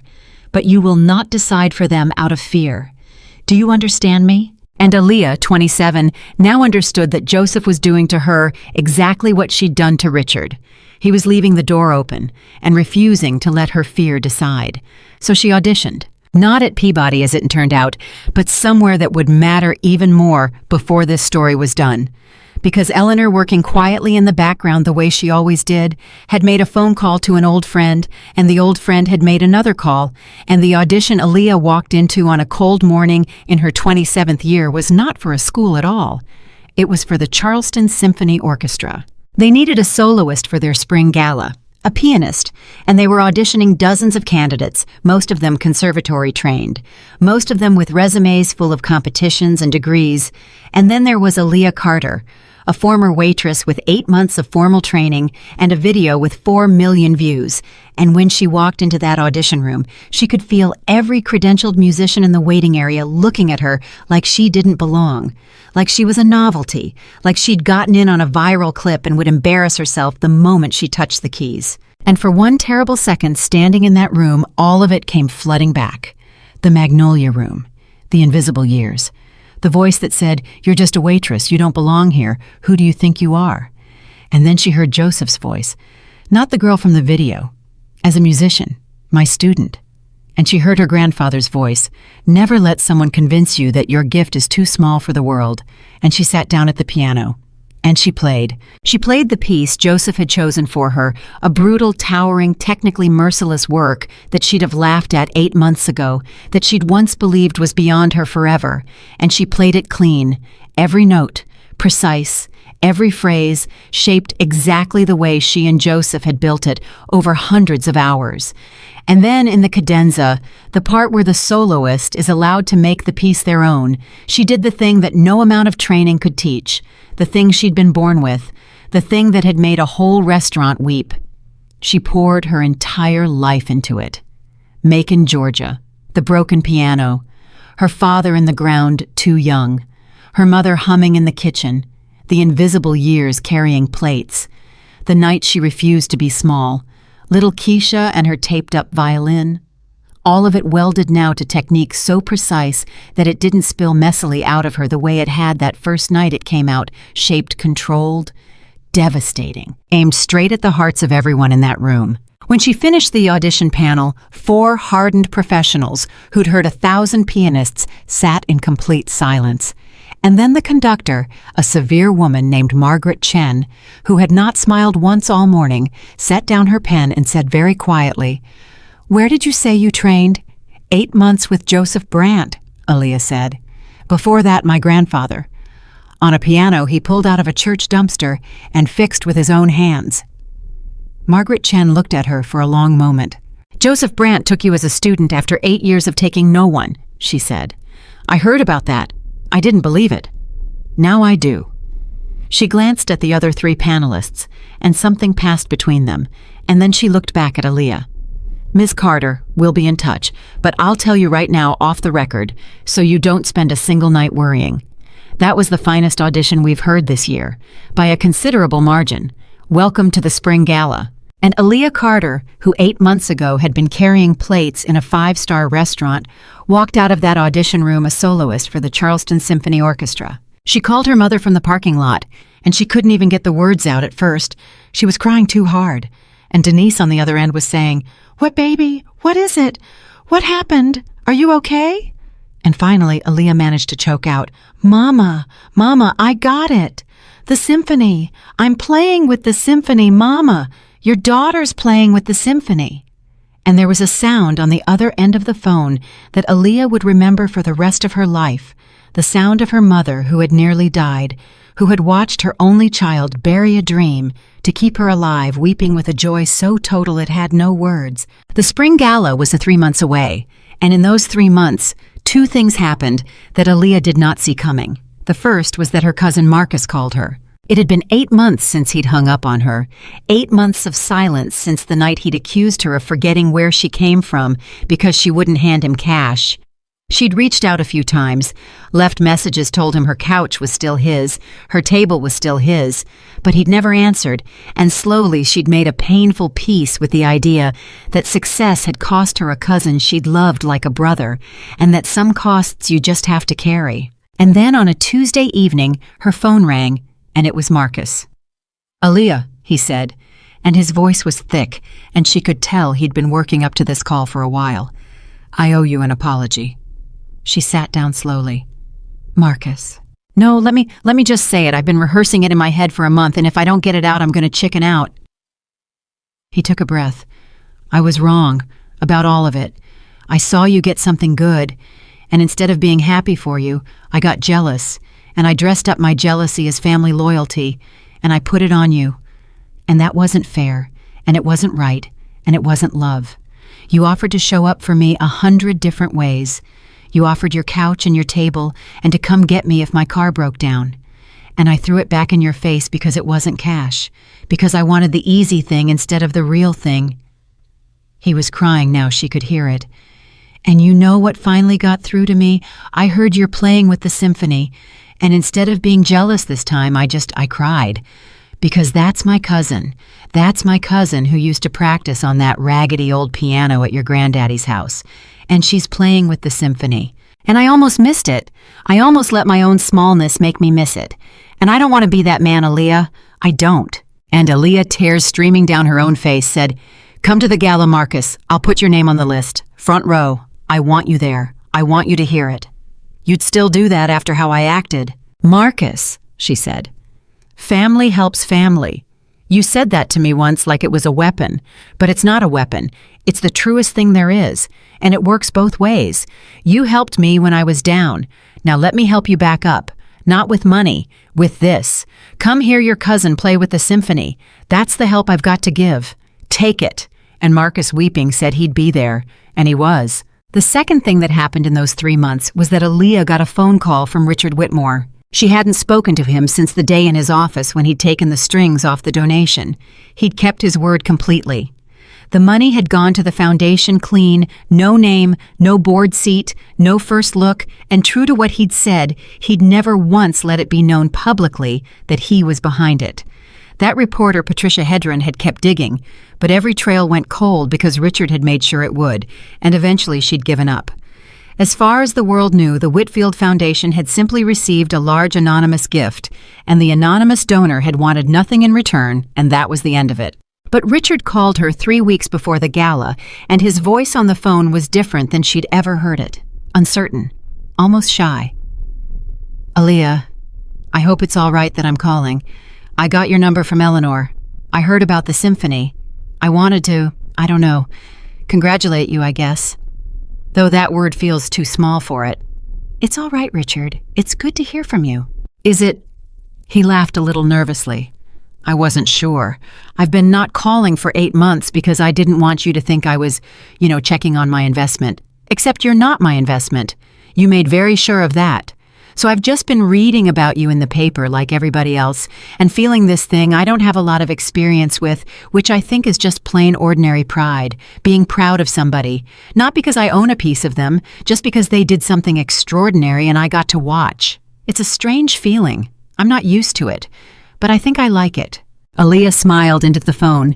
That's called caring about somebody, Richard. Most people learn it a lot younger than 46, but better late than never. 46, he agreed. God, yeah, better late than never. He paused. Listen, the reason I'm calling, I know I don't have any right to ask, but the gala, would it be possible? I'd pay for the ticket, obviously full price, more than full price. I'm not asking for a favor. But could I come? I'd like to hear you play. The right way this time. Not because I made you, because you earned your way onto that stage with nothing but your own 2 hands, and I'd like to be in the room when the whole city finds out what I found out that first night, that you're the real thing, that you were always the real thing. And Aaliyah was quiet for a moment, because here was the man who had started all of this by trying to humiliate her, asking humbly, almost afraid of the answer, whether he could come watch her succeed. And she thought about how far he'd come. Not all the way. He'd told her himself the old voice would be back tomorrow, screaming about the next thing, and she had no illusion that Richard Whitmore had become a saint. But he'd wired $2 million and taken his own name off it. He'd spent 8 months not calling because he didn't want her to feel owned. And now he was asking, not demanding, not scheming, just asking whether he could sit in a room and feel proud of someone for the first time in his life. You don't have to pay for a ticket, Richard, she said. I'll put you on the list. There was a silence on the phone, and when he spoke again, his voice was rough. You'd put me on your list, after what I did. Richard, Aaliyah said, you gave 100 kids their future, and you didn't put your name on a single one of them. A man who does that gets a seat at my gala. That's not a favor. That's what you earned. Same as I earned my seat on that stage. We both earned our seats the same way, by finally becoming who we were supposed to be. She paused. Front section. I'll leave your name with the box office, and Richard, bring somebody. Don't come alone. A night like this shouldn't be sat through alone. I don't really have anybody to bring, he admitted quietly, and there was a whole lifetime of loneliness in those 7 words. Then start working on that, Aaliyah said gently. That's your next drawer, Richard, the one where you buried the part of you that knows how to let people in. You pulled one drawer open when you gave that money away. Now go pull the other one open too. You've got the money handled. Work on the rest. And Richard laughed, a real laugh, a little broken, a little grateful. You never stop, do you? You just keep handing me doors. That's all any of us can do, Aaliyah said, for what felt like the 100th time, and it was still true. The night of the gala arrived. The concert hall was full. 1,500 people. The wealthy and connected of Charleston in their finest, the same kind of people who had once looked through Aaliyah like she was invisible, who had handed her their empty glasses without ever seeing her face. Except tonight, they were not here to be served by her. Tonight they had bought tickets and dressed in their best and driven across the city to hear her play. In the front section sat her mother Denise, healthier than she'd been in years, in a dress Aaliyah had bought her, weeping before the music even started. Beside her sat cousin Marcus in a suit, holding his aunt's hand, having driven 3 hours to be there. A few rows back sat Eleanor Whitfield and her husband Harold, the old music teacher who had heard genius in a restaurant and refused to let it disappear. Beside them sat Ruth Delgado, the attorney who'd read page 4, and scattered through the crowd were faces from the Magnolia Room Terrace, the busboy now studying at a community college with Aaliyah's encouragement, and even Douglas the manager, who had learned something that night too about what it costs to serve power instead of people. And in the front section, in an aisle seat alone, but no longer quite the way he used to be alone, sat Richard Whitmore. He'd worn a simple dark suit. He'd asked the box office not to seat anyone next to him if it could be helped, not out of arrogance, but because he wanted to sit with what he was feeling and not have to perform for anybody, and the whole night he kept his hands folded in his lap like a man in church. And backstage in the wings, Aaliyah Carter stood in a gown, her hands steady, her heart calm, and waited to walk out onto the stage. Joseph Brandt found her there in the last moment before she went on. He didn't say anything grand. He just looked at her, this old man who'd taken no students in 8 years and then taken her, and he said, "Play for the 8-year-old, not for them, for her, for the girl on the broken piano. Everything else will take care of itself." And Aaliyah knotted her throat tight and squeezed his hands, and then the stage manager gave her the cue and she walked out. The applause when she appeared was warm, polite. The applause a crowd gives a soloist. They've heard is good, but don't yet believe. She crossed to the piano. She sat down on the bench. She adjusted it the way Joseph had taught her, taking her time, letting the room settle. She placed her hands in her lap, and she closed her eyes, and she breathed exactly the way she had that night in the Magnolia Room, and for just a moment, the whole arc of it all rose up in front of her. The little girl in Macon on the cracked bench, the grandfather with the calloused hands who fixed a piano out of the trash, the father in the ground, the acceptance letter folded in a drawer, the 3 invisible years, the finger pointed at her chest, the walk to the piano, the choice to not be small, the old woman with the phone number, the billionaire at war with himself, the counteroffer, the strings coming off, little Keisha with her taped-up violin, Marcus weeping on the phone, her mother alive in the front row, all of it, every piece of it, all of it had led to this bench, this room, this moment. And Aaliyah Carter opened her eyes, and she placed her fingers on the keys, and she played. The first note was so soft that half the room wasn't sure they'd heard it. Fragile as glass. And then a second joined it, and a third, and the melody began to unfold, and it was the same magic as that first night in the restaurant. Except now, it was welded to 8 months of iron discipline. Now, it was aimed and shaped and unstoppable. And within 30 seconds, 1,500 people had stopped breathing. In the front row, Denise pressed both hands to her mouth. Marcus beside her was already crying. Eleanor gripped Harold's hand exactly the way she had that first night. And Richard Whitmore, alone in his aisle seat, felt something crack open in his chest that had been sealed shut for 46 years. And for the first time in his adult life, sitting in a concert hall listening to a woman he'd once tried to humiliate play the most beautiful music he'd ever heard. Richard Whitmore wept openly, freely, with no calculation and no strings, and nothing in it for him at all, wept simply because something beautiful was happening, and he'd been lucky enough to be in the room. And Aaliyah played on. She played the piece Joseph had built with her brutal and precise, and then she reached the cadenza, the place where the soloist makes it their own, and she let go, and every single thing she had ever lived poured out of her hands and filled that hall to the ceiling. And it was not the messy, raw spilling of that first night. It was something greater. It was a master in full command choosing to open her whole heart on purpose. And the difference between those two things, between a gifted amateur moving a room by accident and a true artist moving a room on purpose, was the difference between a candle and the sun. 1,500 people sat in that hall and were changed.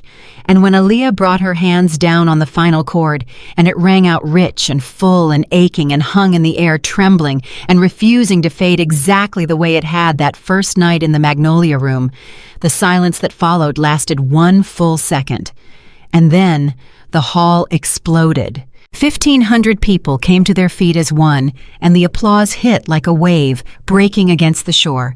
And it did not stop. It went on and on and on, and people were shouting and weeping and calling her name. Her actual name now, Aaliyah Carter, the name printed in the program, the name the whole city knew, and in the front row, her mother was on her feet with her arms raised, sobbing with joy, and Marcus was pounding his hands together and screaming, and Eleanor was crying and calling out bravo, just like the first night, and Joseph Brandt, standing in the wings, allowed himself the smallest of smiles and nodded once, which from Joseph was the same as falling to his knees. And Richard Whitmore stood in his aisle seat, tears streaming down his face, clapping until his hands hurt, and he understood in that moment more completely than he'd ever understood anything, the lesson that Aaliyah had spent a year teaching him without ever once lecturing him. That he had spent 46 years believing that the way to matter was to own things, to control things, to put his name on things. And here was the truth, standing on a stage in a gown, taking a bow. The people who really matter don't own anything at all. They give. They pour themselves out. They open drawers and they open doors, and they refuse to be made small, and they lift up everyone who comes after them, and they ask for nothing back. And the whole world stands up and weeps for them, not because of what they took, but because of what they gave. That was greatness. Not the size of a bank account, not a name on a building, that. Aaliyah stood at the front of the stage and took her bow, and then she straightened, and she looked out at the 1,500 people on their feet, and she found her mother's face in the front row, and she pressed her hand to her heart and mouthed the words, "This is for you, Mama." And then she found Eleanor's face and Marcus's, and finally, in his aisle seat, she found Richard's tears on his face, clapping like a man saved, and she gave him the smallest nod, one that said, "You made it here, you pulled the drawer open. Look what we all did." And then Aaliyah Carter lifted her eyes toward the ceiling of that grand hall, up past the lights, up toward wherever. An old man with calloused hands was surely watching the grandfather who'd pulled a piano out of a dumpster and fixed it so his granddaughter could learn to talk with her hands. And she whispered, too quiet for anyone to hear, "You were right, Granddaddy. You were right about all of it. It was never too small for the world." Because that was the truth of it. That was the whole truth of everything that had happened, from the finger pointed at her chest in a 5-star restaurant to the standing ovation of 1,500 people in a symphony hall. A rich man had once looked at a poor black waitress and decided she was worth nothing and tried to prove it in front of a room full of people. And she had walked to a piano and sat down and played. And by the time the music stopped, she had not only proven him wrong, she had changed him. She had freed herself. She had saved her mother. She had opened 100 drawers for 100 children who would have otherwise buried their gifts forever. And she had shown an entire city and an entire world watching on their screens a truth so simple and so easy to forget that it has to be proven over and over in every generation. No one's worth is ever decided by the size of someone else's wallet. And no one on this earth can silence a person who finally decides to let their gift speak. Aaliyah Carter decided, and the whole world heard her.